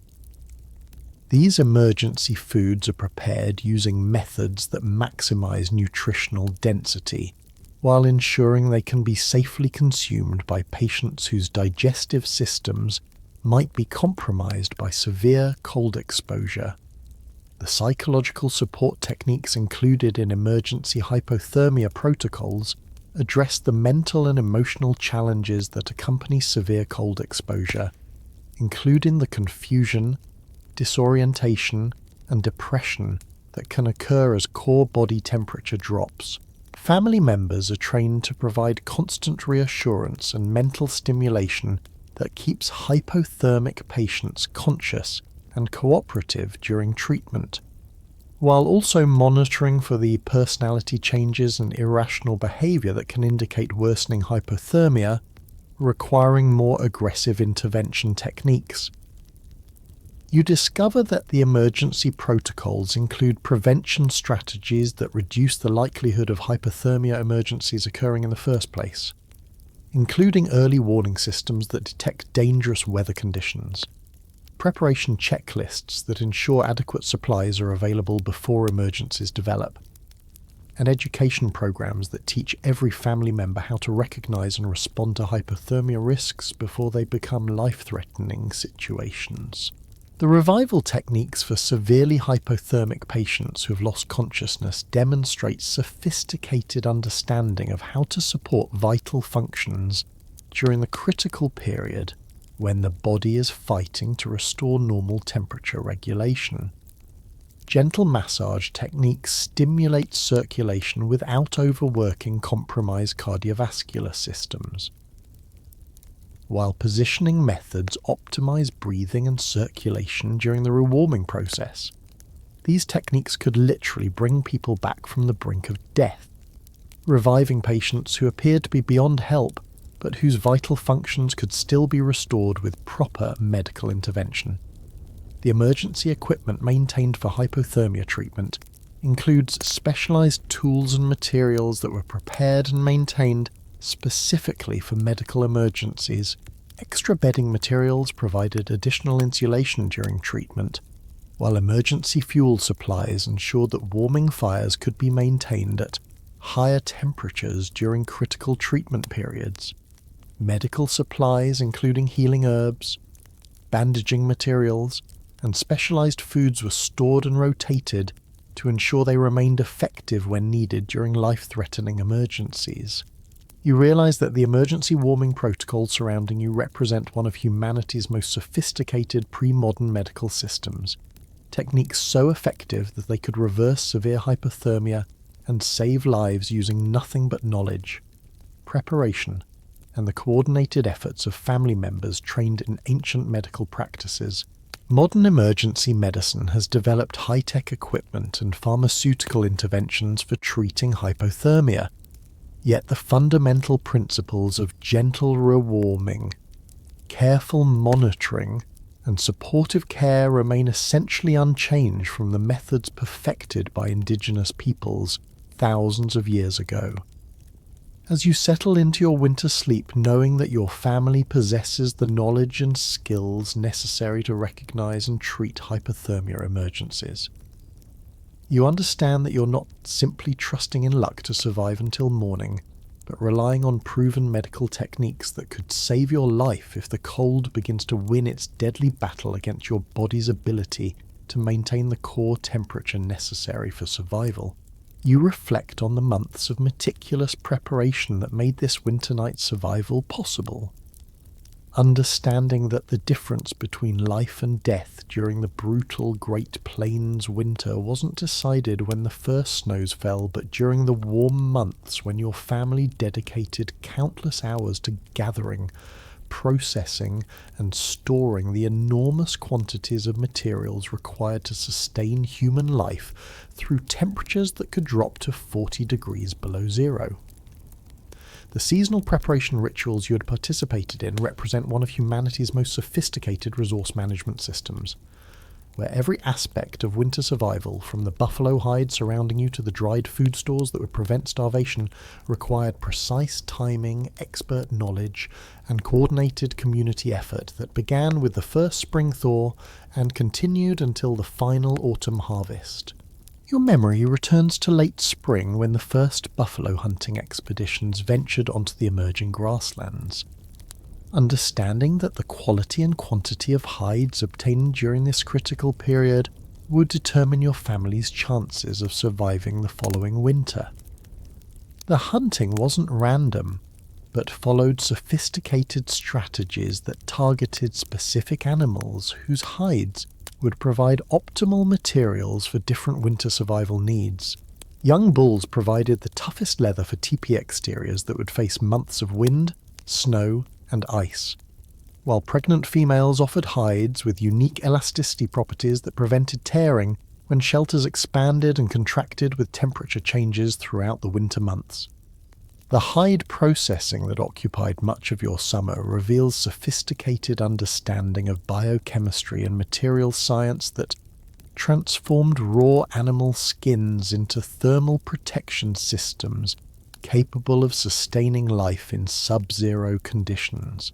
The brain tanning process alone required weeks of careful work where buffalo brains were carefully prepared, applied, and worked into hide fibers using techniques that created leather so supple and weather-resistant that it remained functional after decades of use. This processing couldn't be rushed or delayed. Hides had to be treated within days of the animal's death, or they would become unusable, requiring precise coordination between hunting success and processing capacity. You remember the plant-gathering expeditions that took families across hundreds of miles of prairie, collecting the diverse vegetation required for winter survival while competing with other tribes for access to the most productive gathering areas. The timing of these expeditions was critical. Cattail down had to be collected when the seed heads were perfectly mature. Prairie grass needed to be harvested before autumn rains reduced its insulation properties, and medicinal plants required gathering at specific growth stages when the healing compounds were most concentrated. Missing these narrow harvest windows could mean the difference between adequate winter supplies and dangerous shortages that might kill family members during the coldest months. The food preservation techniques you had mastered during autumn represent sophisticated understanding of nutrition and storage science that could sustain families through months when fresh food was impossible to obtain. Pemmican production involved carefully calculating ratios of dried meat, rendered fat, and dried berries that provided complete nutrition while remaining stable for storage throughout the winter months. The preparation process required precise timing. Meat had to be dried to exact moisture levels that prevented spoilage while retaining nutritional value. And fats had to be rendered at specific temperatures that preserved beneficial compounds while eliminating bacteria that could cause dangerous food poisoning. The tool preparation that occupied skilled craftspeople throughout the warm months created the specialized equipment necessary for winter survival tasks that couldn't be delayed or improvised when temperatures dropped below freezing. Fire-making tools required careful selection and preparation of materials that would function reliably in extreme cold and high humidity conditions. Stone tools for processing frozen meat needed specific types of rock that wouldn't shatter when exposed to dramatic temperature changes, while wooden implements required seasoning and treatment that prevented cracking and splitting during winter use. Historians still argue whether the sophisticated preparation systems used by plains tribes represent gradual cultural evolution over thousands of years, or were influenced by knowledge exchange with other indigenous peoples who face similar survival challenges in different environments.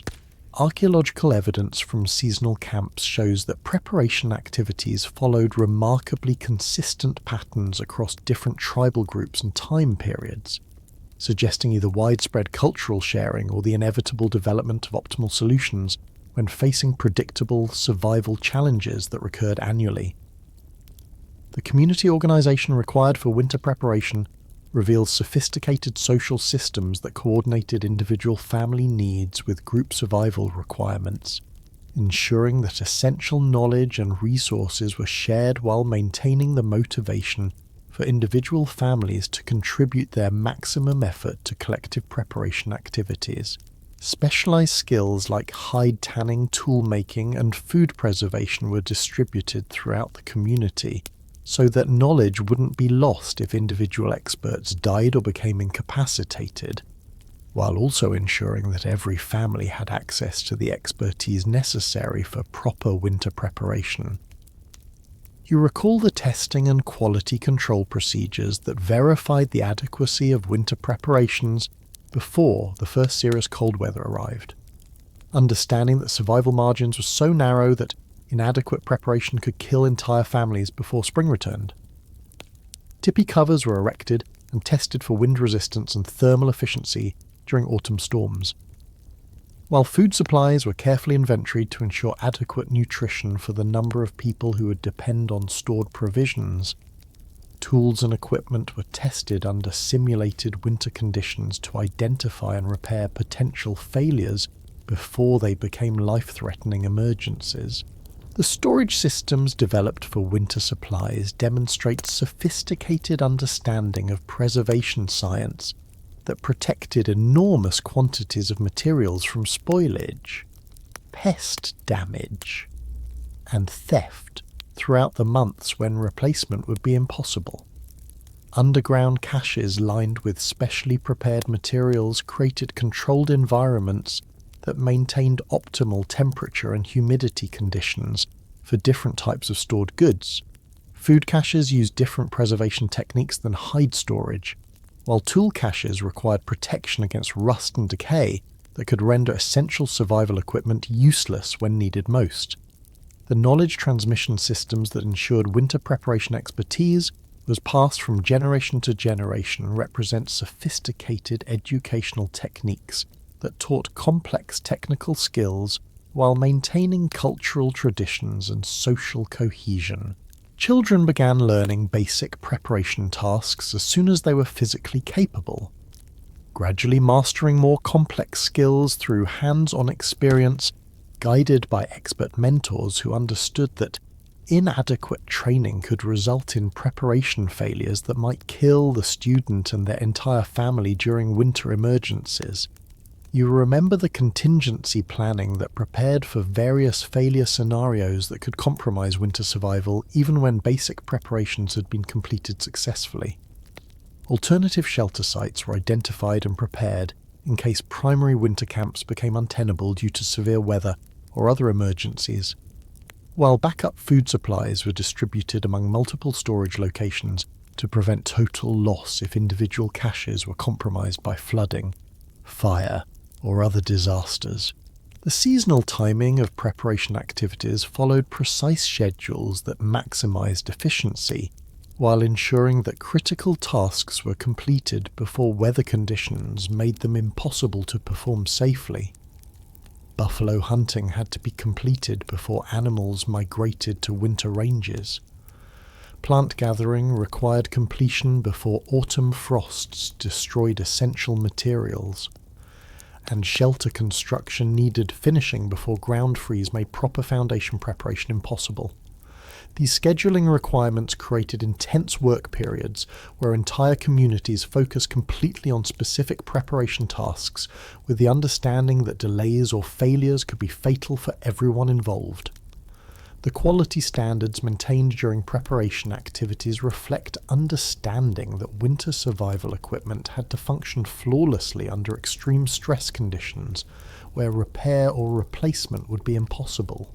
Every hide had to meet strict standards for thickness, flexibility, and weather resistance before being approved for tipi construction, while tools underwent rigorous testing that simulated the worst conditions they might face during winter use. These quality control measures weren't perfectionist preferences, but life and death requirements where equipment failure during winter storms could kill entire families within hours. As you settle into your winter shelter surrounded by the results of months of careful preparation, you realize that your survival through this brutal night isn't due to luck or natural hardiness, but represents the culmination of one of humanity's most sophisticated seasonal planning systems, a comprehensive approach to resource management and survival preparation that enabled entire civilizations to thrive in environments that would challenge modern survival experts equipped with the latest technology and emergency support systems. You observe how winter survival techniques vary dramatically across the diverse landscapes of North America, understanding that what worked perfectly on the windswept Great Plains would prove inadequate or even deadly in the dense forests of the northern woodlands, or the treeless expanses of the Arctic tundra. The regional adaptations you're witnessing represent thousands of years of specialized evolution, where different tribal groups developed unique solutions to the specific challenges posed by their local environments, creating a rich tapestry of winter survival technologies that modern anthropologists and survival experts continue to study for insights into human adaptability and environmental engineering. The forest-dwelling peoples of the northern woodlands had developed shelter systems that took advantage of the natural windbreaks and insulation materials provided by dense tree cover, creating winter homes that were fundamentally different from the portable tipis of the plains tribes, yet equally effective at sustaining life through months of sub-zero temperatures. You imagine the wigwams of the Ojibwe, constructed from bent saplings and covered with layers of birch bark that created remarkably effective insulation while blending seamlessly into the forest environment. These dome-shaped structures shed snow efficiently while creating interior spaces that could be heated with smaller fires than the tall teepees required. Taking advantage of the dome's superior heat retention properties, the Inuit peoples of the Arctic regions had pushed winter survival technology to its absolute limits, developing techniques that sustained human life in conditions so extreme that they challenged the boundaries of what seemed biologically possible. Their ice houses represented perhaps the most counterintuitive achievement in winter shelter engineering.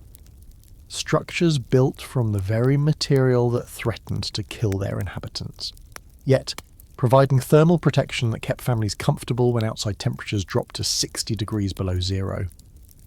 The physics behind igloo construction would amaze modern engineers.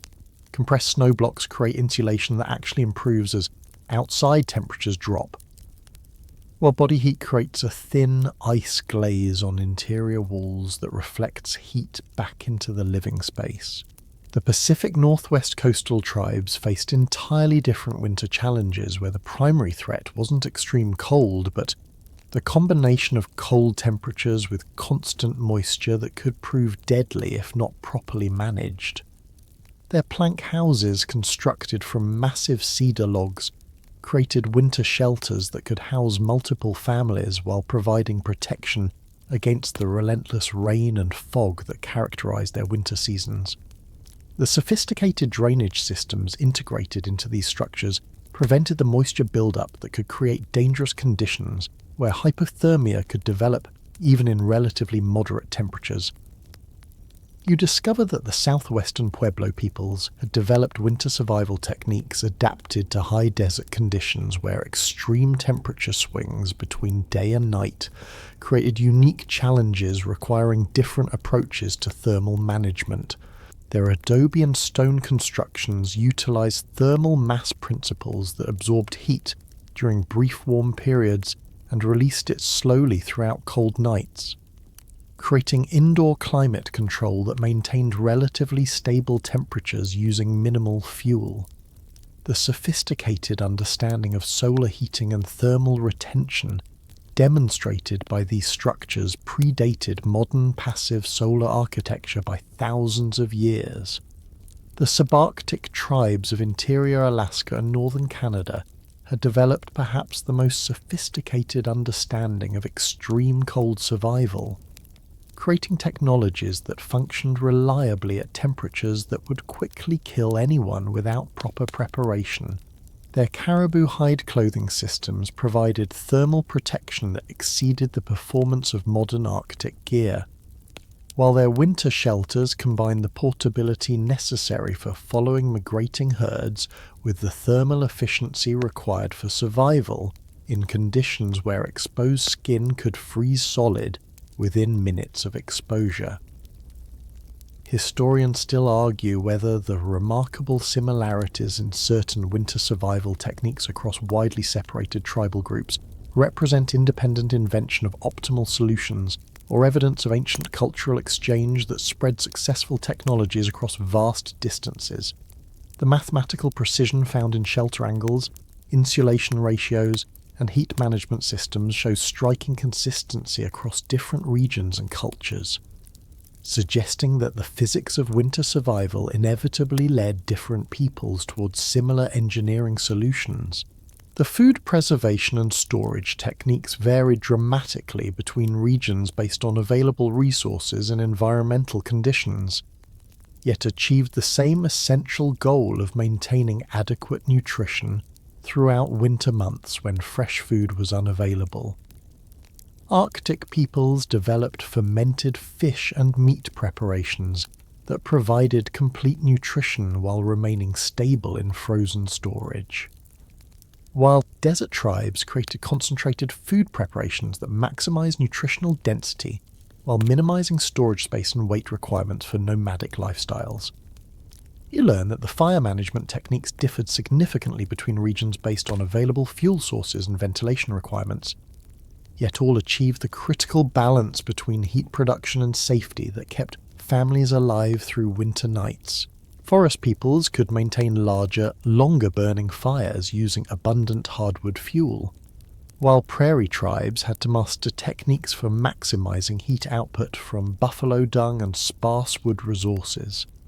Arctic peoples developed blubber lamps that provided both heat and light using marine mammal oils, creating controlled flame systems that functioned reliably in extreme cold and high wind conditions. The social adaptations to winter survival also varied dramatically between different cultural groups. reflecting the different challenges and opportunities presented by various environments. Plains tribes developed highly mobile social structures that could relocate quickly when weather conditions or resource availability changed, while forest peoples created more stable winter communities that took advantage of protected locations and abundant local resources.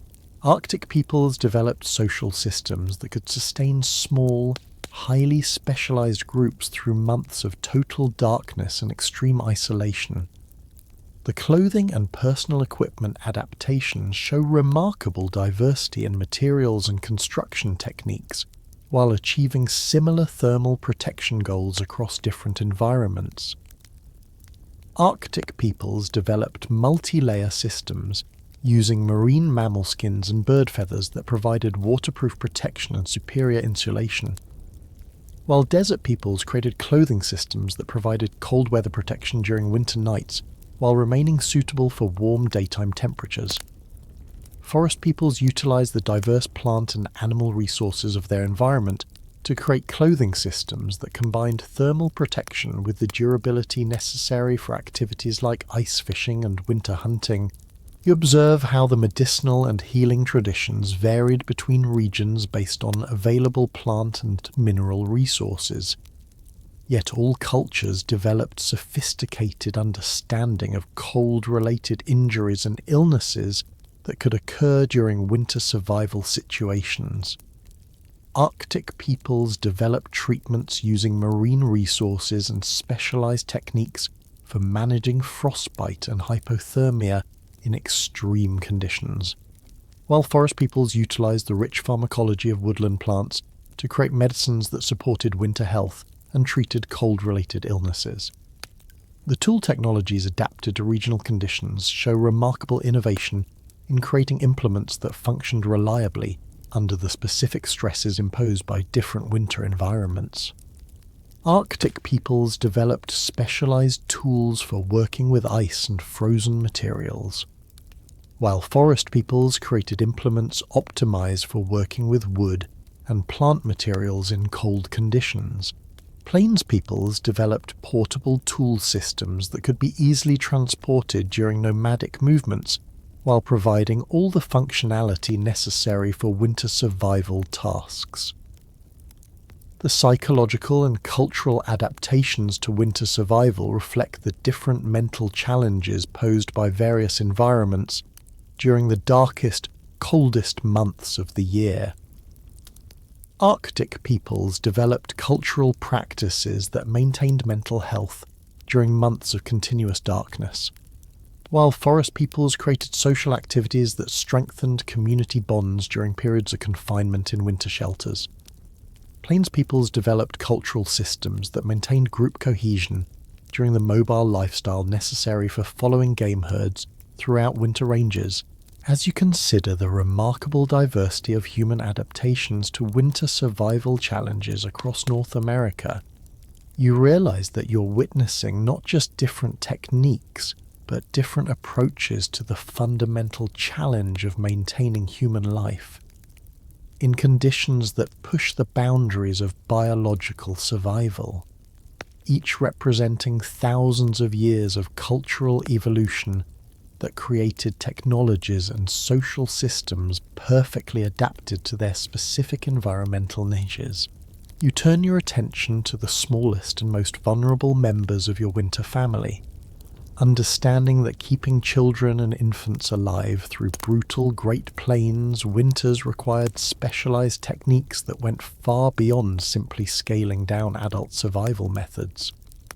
The protection of young lives during sub-zero conditions demanded innovations so sophisticated that modern pediatric medicine continues to study these traditional approaches to maintaining infant health in extreme environments where even minor mistakes in temperature regulation, feeding, or protection could prove fatal within hours for bodies too small to generate adequate heat independently.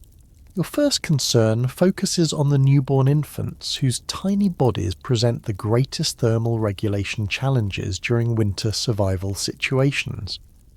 Understanding that babies lose heat approximately 4 times faster than adults due to their high surface area to mass ratio and undeveloped ability to generate heat through shivering or increased metabolism.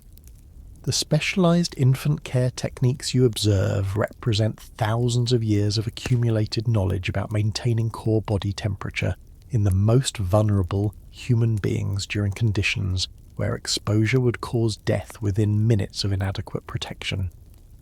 The infant wrapping systems you're witnessing would amaze modern pediatric specialists with their sophisticated understanding of thermoregulation and airway protection for newborns during extreme cold exposure. Babies are swaddled in multiple layers of the softest, most carefully prepared furs and hides, creating thermal cocoons that maintain stable temperatures while allowing enough flexibility for healthy breathing and movement. The innermost layer consists of rabbit fur so fine and soft that it feels like silk against delicate skin, while outer layers provide wind resistance and moisture protection without restricting circulation or breathing. The feeding strategies for infants during winter months address the critical challenge of maintaining adequate nutrition when nursing mothers might struggle to produce sufficient milk due to the physical stresses of cold weather survival and limited food availability. You observe how nursing mothers receive preferential access to the most nutritious foods and warmest sleeping positions to support milk production, while backup feeding systems using bone marrow broths and pre-digested foods provide emergency nutrition for infants whose mothers might become unable to nurse due to illness, injury, or nutritional deficiencies. The specialized sleeping arrangements for children reveal sophisticated understanding of pediatric thermal regulation that optimizes heat sharing while protecting vulnerable young bodies from the dangers of adult sleep movements that could accidentally smother or injure small children during the night. Children are positioned in carefully calculated thermal zones where they receive maximum benefit from adult body heat and fire warmth while remaining safely separated from potential hazards like sparks, shifting logs, or adult bodies that might inadvertently compress airways during deep sleep. You discover that the clothing systems designed for children during winter months represent masterpieces of miniaturized thermal engineering that provide full adult-level protection scaled down for small bodies with different thermal requirements and mobility needs. Children's winter garments include specialized features like extended cuffs that cover hands completely, integrated foot coverings that prevent heat loss through extremities, and hood designs that protect airways while allowing clear vision and hearing necessary for safety awareness in dangerous winter environments. The social protection systems surrounding children during winter survival situations demonstrate sophisticated understanding that protecting young lives required coordinated community effort where every adult understood their responsibility for child safety and thermal protection. Designated child watchers maintained constant surveillance of young family members for early signs of hypothermia or frostbite, while specialized caretakers possessed expert knowledge of pediatric cold weather medicine and could provide emergency treatment if children showed signs of cold-related illness or injury. Historians still argue whether the sophisticated child protection techniques used by Plains tribes were developed independently through thousands of years of winter survival experience or were influenced by knowledge sharing with other cultures who face similar challenges in protecting vulnerable populations during extreme weather conditions. Archaeological evidence from winter campsites shows consistent patterns of child-focused survival adaptations across different tribal groups and time periods, suggesting that protecting young lives was universally recognized as essential for cultural survival. The emergency warming techniques specifically designed for hypothermic children reveal advanced understanding of pediatric thermoregulation that address the unique challenges of treating small bodies whose cardiovascular systems could be overwhelmed by rewarming procedures that were safe for adults.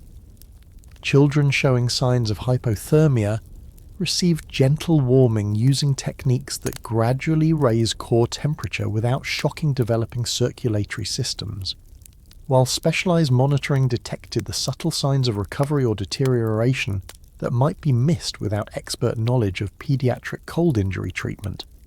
You learn that the psychological support systems for children during winter survival situations address the mental and emotional challenges that could compromise physical, health and survival behavior in young people who might not understand the life-threatening nature of their circumstances.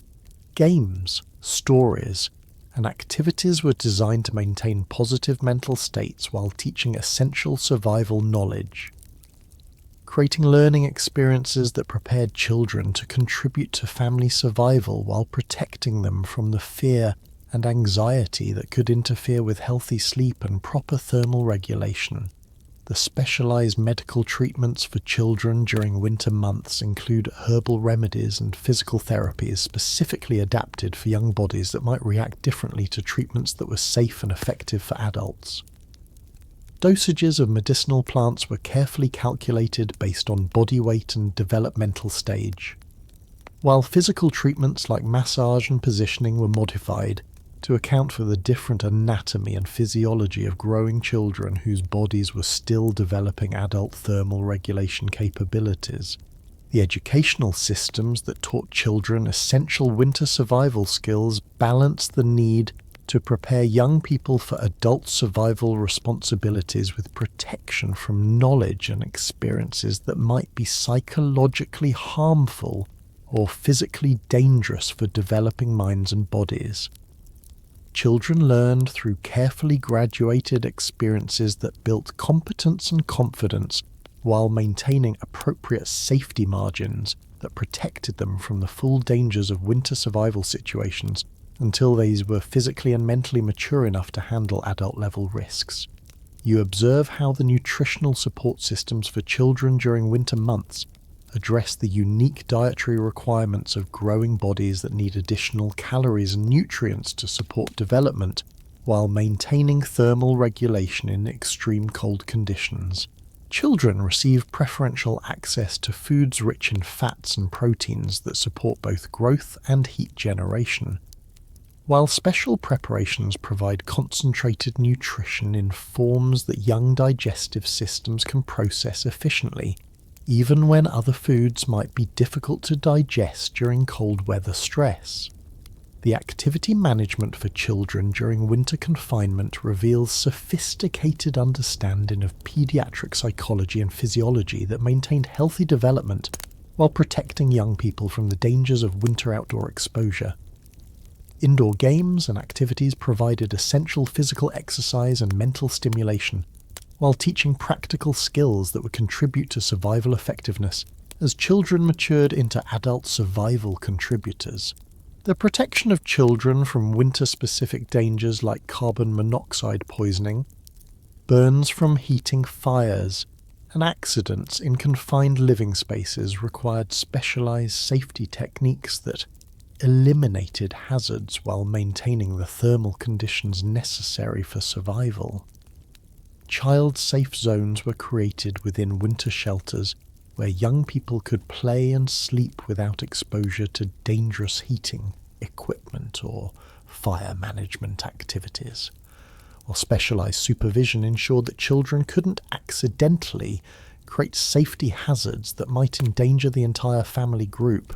As you watch over the sleeping children whose lives depend on these ancient techniques for protecting the most vulnerable members of human society during nature's most challenging survival conditions, you realize that you're witnessing not just childcare, but one of humanity's greatest achievements in extending the protective boundaries of civilization to include those who cannot protect themselves, creating systems so effective that they enabled entire cultures to maintain stable populations and pass knowledge to future generations, even while living in environments that challenge the limits of human survival capability.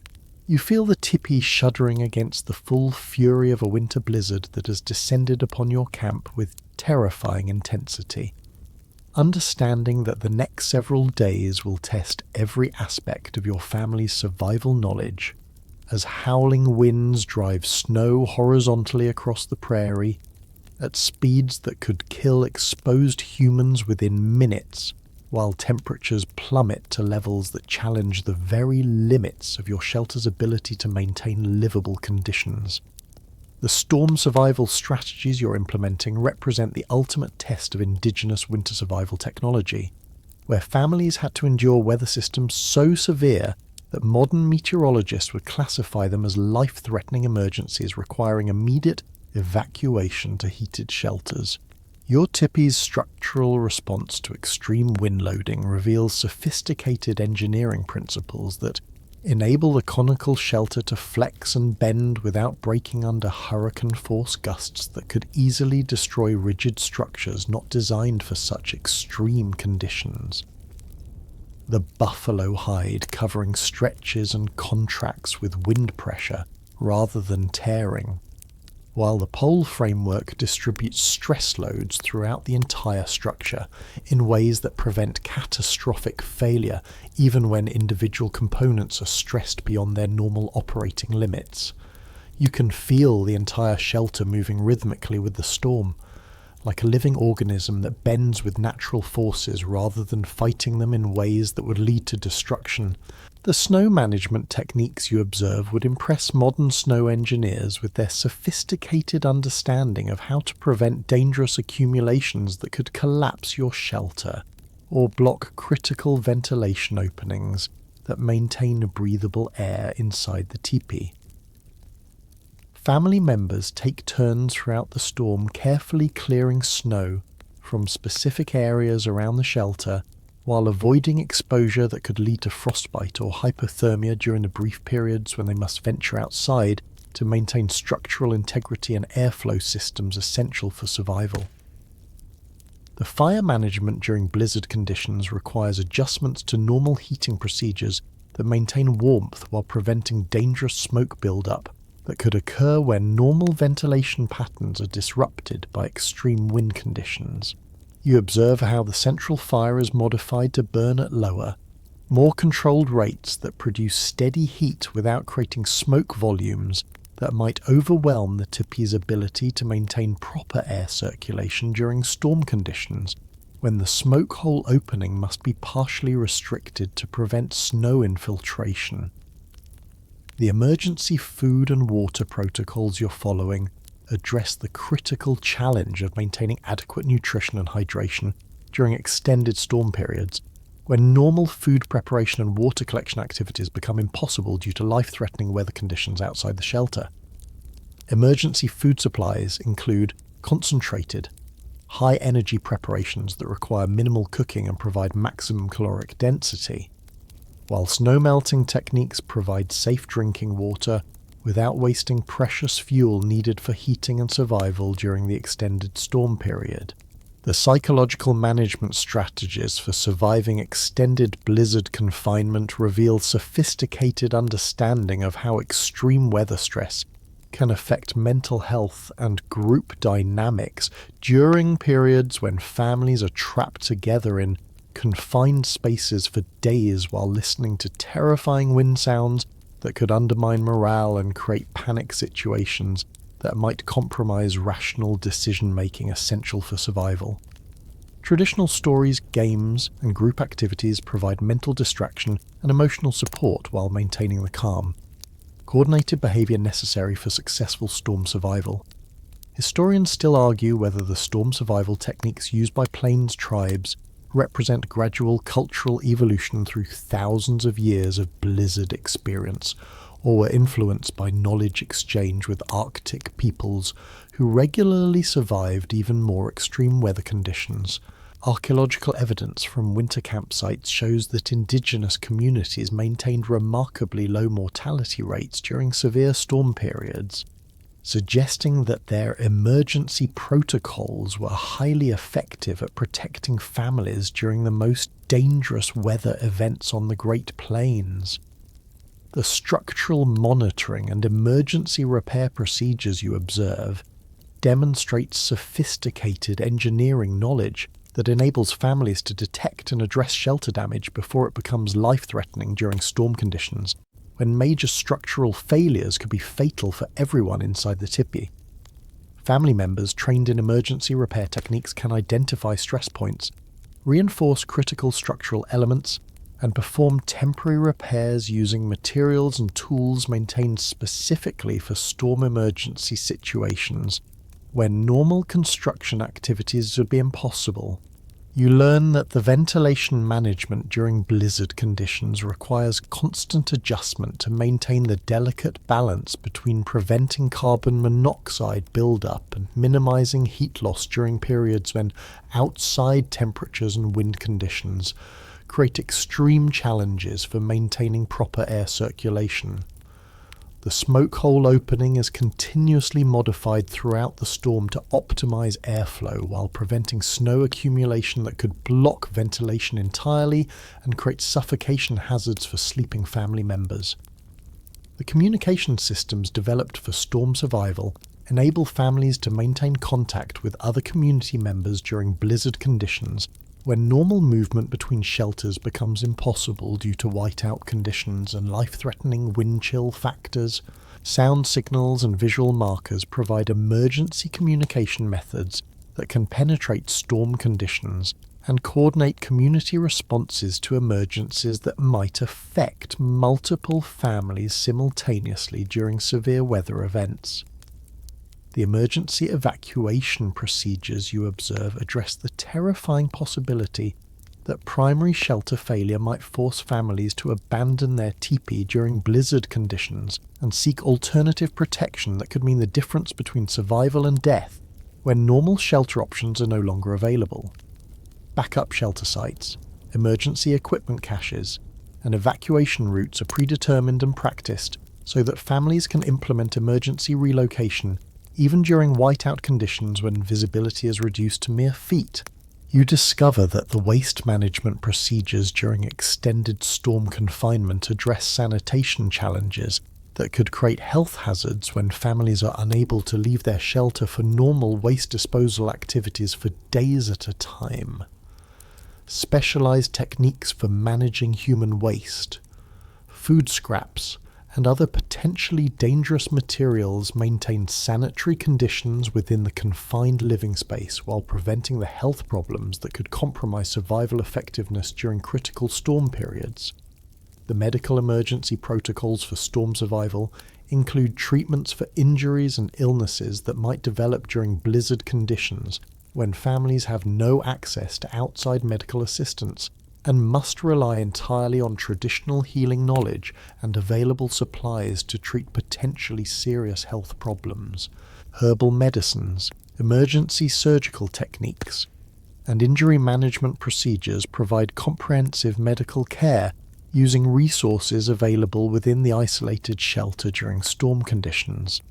The equipment maintenance procedures during extended storm periods ensure that essential survival tools and materials remain functional throughout the blizzard, despite the challenging conditions created by high humidity, temperature fluctuations, and extended use during emergency situations.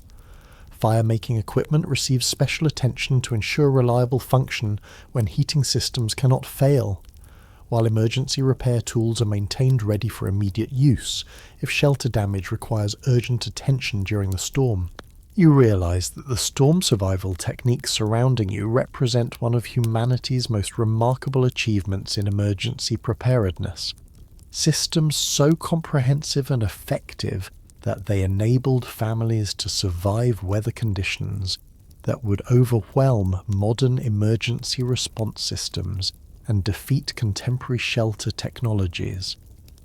The indigenous peoples of the Great Plains had developed storm survival capabilities that functioned reliably without external support.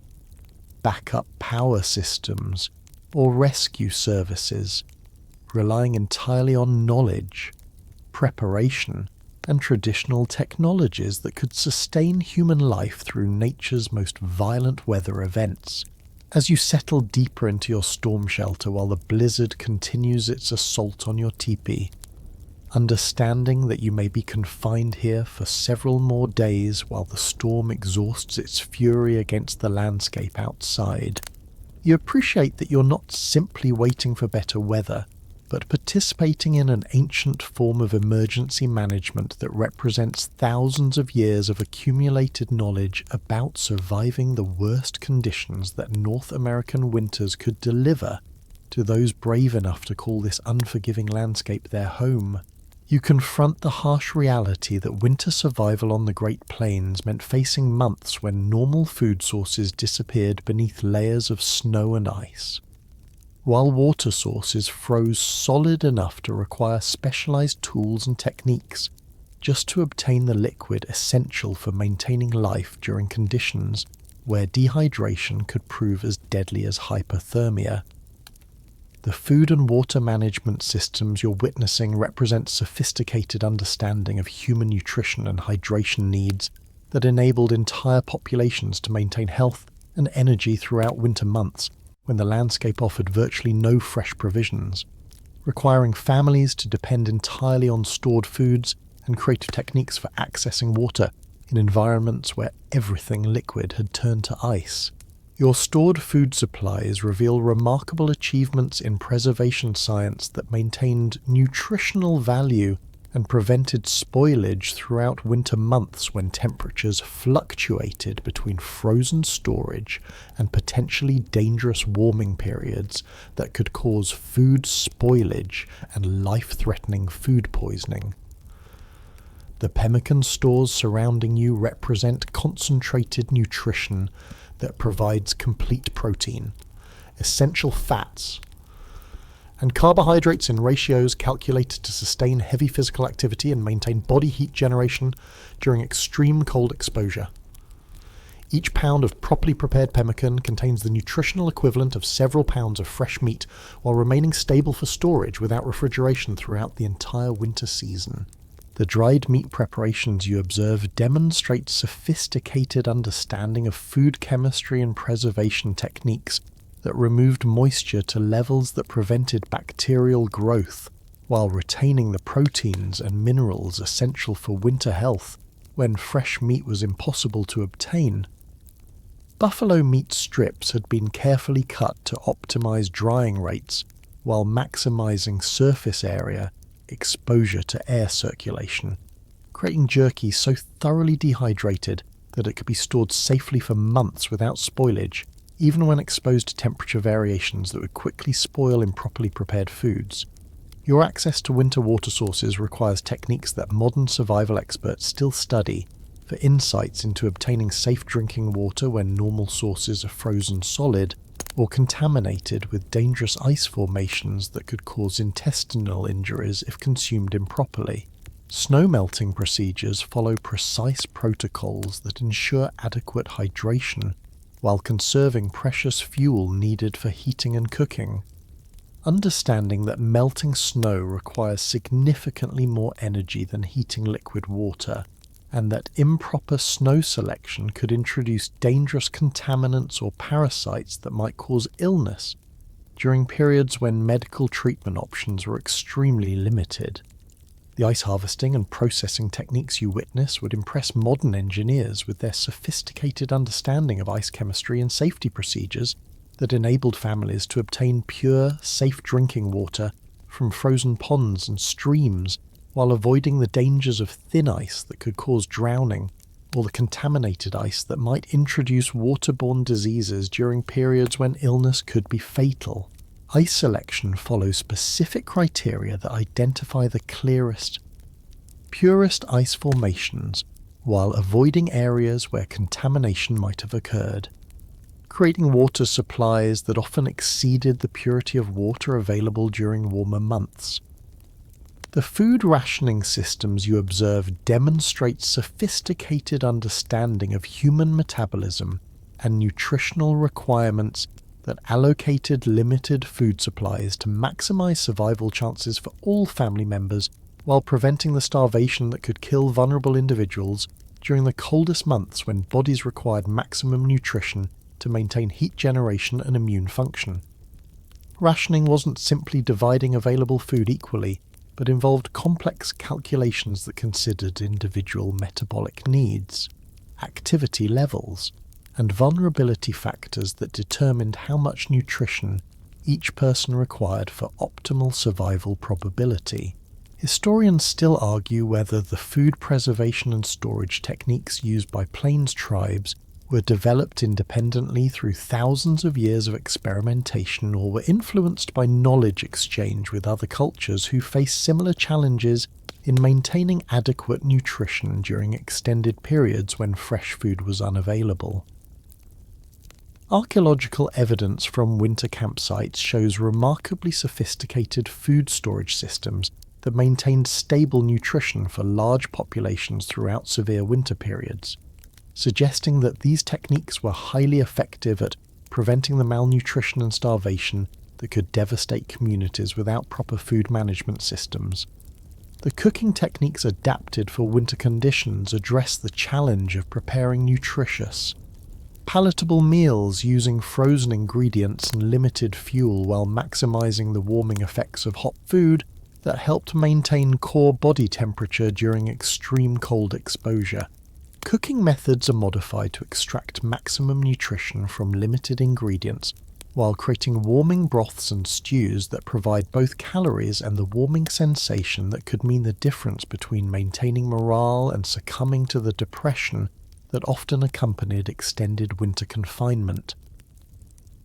You learn that the emergency food protocols include techniques for extending food supplies during unexpected shortages caused by longer than normal winters, failed hunting expeditions, or food spoilage that might threaten family survival during critical periods when obtaining additional provisions was impossible. Emergency foraging techniques could identify edible plants and other food sources that remained available even during winter months. While food substitution methods could replace depleted staples with alternative nutrition sources that might keep families alive until spring, brought renewed access to fresh provisions. The digestive health management during winter months reveals sophisticated understanding of how extreme cold exposure and limited food variety could affect human digestion and nutrient absorption, creating medical challenges that required traditional remedies and dietary adjustments to maintain optimal health when bodies were under maximum stress from cold weather survival demands. Medicinal plants and specialized food preparations supported digestive function and prevented the nutritional deficiencies that could compromise immune systems during periods when illness could be fatal due to limited treatment options and extreme environmental stresses. The water purification techniques you observe address the critical challenge of ensuring safe drinking water when melting snow or ice that might contain dangerous bacteria, parasites, or chemical contaminants that could cause illness during periods when medical treatment was extremely limited and recovery was complicated by extreme cold exposure and limited nutrition. Boiling procedures, filtration methods, and purification treatments using natural materials created safe water supplies that supported optimal health during winter survival conditions.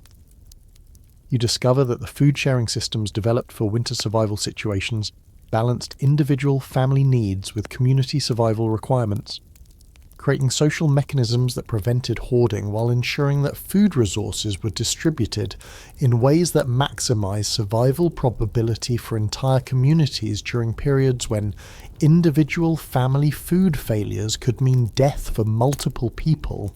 These sharing systems weren't based on charity but on sophisticated understanding that community survival depended on ensuring that no families starved while others had adequate supplies.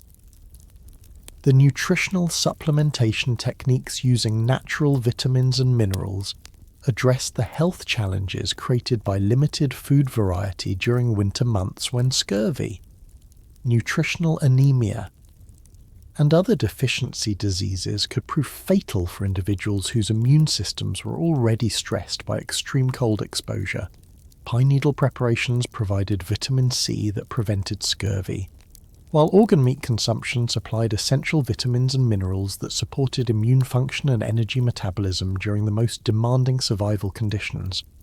The food preparation scheduling throughout winter months followed sophisticated meal planning that optimized nutrition delivery while conserving fuel and managing limited food supplies to last through the entire winter season. Meal timing was coordinated with daily activity patterns and thermal management needs, providing warming nutrition when bodies needed maximum support for heat generation while conserving resources during periods when reduced activity required less caloric intake. As you prepare to consume your carefully rationed winter meal, understanding that every bite represents precious nutrition that must sustain your body through another day of extreme cold survival while contributing to the complex food management system that will keep your entire family alive until spring finally returns to the Great Plains, you realize that you're not simply eating but participating in one of humanity's most sophisticated systems for maintaining human nutrition in environments where food, scarcity, and extreme conditions challenged the very limits of what human bodies could endure, while still maintaining the health and energy necessary for survival. You sense the subtle changes in air quality and temperature that signal the approach of dawn after your first night of winter survival, understanding that the transition from sleep to wakefulness during extreme cold conditions requires careful procedures that could mean the difference between safely greeting another day or suffering dangerous injuries from the sudden exposure to cold air that could shock your system and cause cardiovascular complications in bodies that have been maintaining minimal metabolic rates throughout the night. The morning awakening rituals you're about to experience represent sophisticated understanding of human physiology and cold weather safety that guided families through the critical transition period when bodies were most vulnerable to temperature-related injuries and circulation problems. Your first awareness comes through the gradual recognition that the fire at the center of your tipi has burned down to glowing coals that provide less heat than your body requires for comfortable consciousness, creating the natural alarm system that awakened winter survivors when fuel replenishment became necessary for maintaining survivable temperatures. The timing of this awakening wasn't accidental, but represented careful fuel calculations that ensured someone would naturally wake before temperatures dropped to dangerous levels, providing a biological backup system that functioned even when exhaustion or illness might compromise conscious fire management throughout the night. The stretching and movement techniques you observe would fascinate modern physical therapists with their sophisticated understanding of how to safely restore circulation and joint mobility in bodies that had spent hours in confined positions while maintaining minimal movement to conserve heat during sleep. The gradual awakening movements are designed to stimulate blood flow to extremities that might have experienced reduced circulation during the night, while avoiding sudden position changes that could cause dizziness or cardiovascular stress in bodies that had been maintaining reduced metabolic rates throughout the cold night hours. Your breathing adjustments as you transition from sleep to wakefulness follow protocols that gradually adapt your respiratory system from the shallow, conservation breathing of sleep to the deeper respiration required for increased activity and heat generation during waking hours. The breathing chamber created by your sleeping robes is gradually opened to allow increasing exposure to cooler air while preventing the shock of sudden cold air exposure that could trigger dangerous respiratory spasms or cardiovascular stress in bodies that had been maintaining minimal metabolic activity throughout the night. The fire rebuilding procedures you witness demonstrate sophisticated understanding of combustion science and safety protocols that restore heating capacity while minimizing the dangers of working with fire and fuel when family members are still experiencing the reduced coordination and alertness that naturally occurred during the transition from sleep to full wakefulness. The fire is rebuilt gradually using techniques that prevent dangerous flare-ups while ensuring steady heat production that will warm the shelter and prepare conditions for safe morning activities. The assessment protocols you observe would impress modern emergency medical personnel with their systematic evaluation of each family member's condition after surviving another night of extreme cold exposure, checking for signs of hypothermia, frostbite, or other cold-related injuries that might have developed during sleep and require immediate treatment before they become life-threatening. This morning, medical evaluation includes checking circulation in extremities, evaluating mental alertness and coordination, and monitoring for any signs of illness or injury that might compromise survival effectiveness during the coming day. Historians still argue whether the morning awakening protocols used by Plains tribes were developed independently through thousands of years of winter survival experience, or were influenced by medical knowledge shared with other cultures who face similar challenges in managing the physiological stresses of extreme cold weather survival. Archaeological evidence from winter campsites shows consistent patterns of morning activity organisation that suggests sophisticated understanding of the medical and safety considerations involved in transitioning from winter sleep to active survival tasks. The clothing adjustment procedures you're following address the challenge of modifying your thermal protection system from the configuration optimized for sleep to arrangements better suited for the increased activity levels and different thermal requirements of waking hours. Clothing layers are reorganized to provide mobility for morning tasks, while maintaining adequate thermal protection against the extreme cold that continues to threaten anyone whose heat generation drops below the levels necessary for maintaining core body temperature in sub-zero conditions. You learn that the morning nutrition protocols include specific foods and preparation techniques that provide the energy and warming effects necessary for transitioning from the reduced metabolic state of sleep to the higher energy requirements of active survival tasks, while supporting the cardiovascular and digestive adjustments that occur when bodies increase activity levels after hours of minimal movement and reduced circulation during cold weather sleep. The shelter ventilation adjustments you observe demonstrate sophisticated understanding of indoor air quality management that addresses the buildup of carbon dioxide, moisture, and other potentially dangerous gases that could accumulate during the night in sealed winter shelters designed to minimize heat loss. Morning ventilation procedures carefully balance the need for fresh air circulation with thermal conservation requirements that prevent dangerous heat loss while ensuring that air quality supports healthy activity levels for all family members. The coordination of family awakening follows sophisticated social protocols that ensure essential survival tasks are performed safely and efficiently while accommodating the different awakening patterns and thermal needs of various family members whose bodies might respond differently to cold weather sleep and morning transition requirements. Children, elders, and individuals with special health considerations receive additional support and monitoring during the critical morning transition period, when their bodies might be more vulnerable to cold weather complications. The morning planning procedures include weather assessment techniques that evaluate current conditions and forecast likely challenges for the coming day, determining what activities can be safely performed outside the shelter and what preparations might be necessary for survival tasks that must be completed regardless of weather conditions.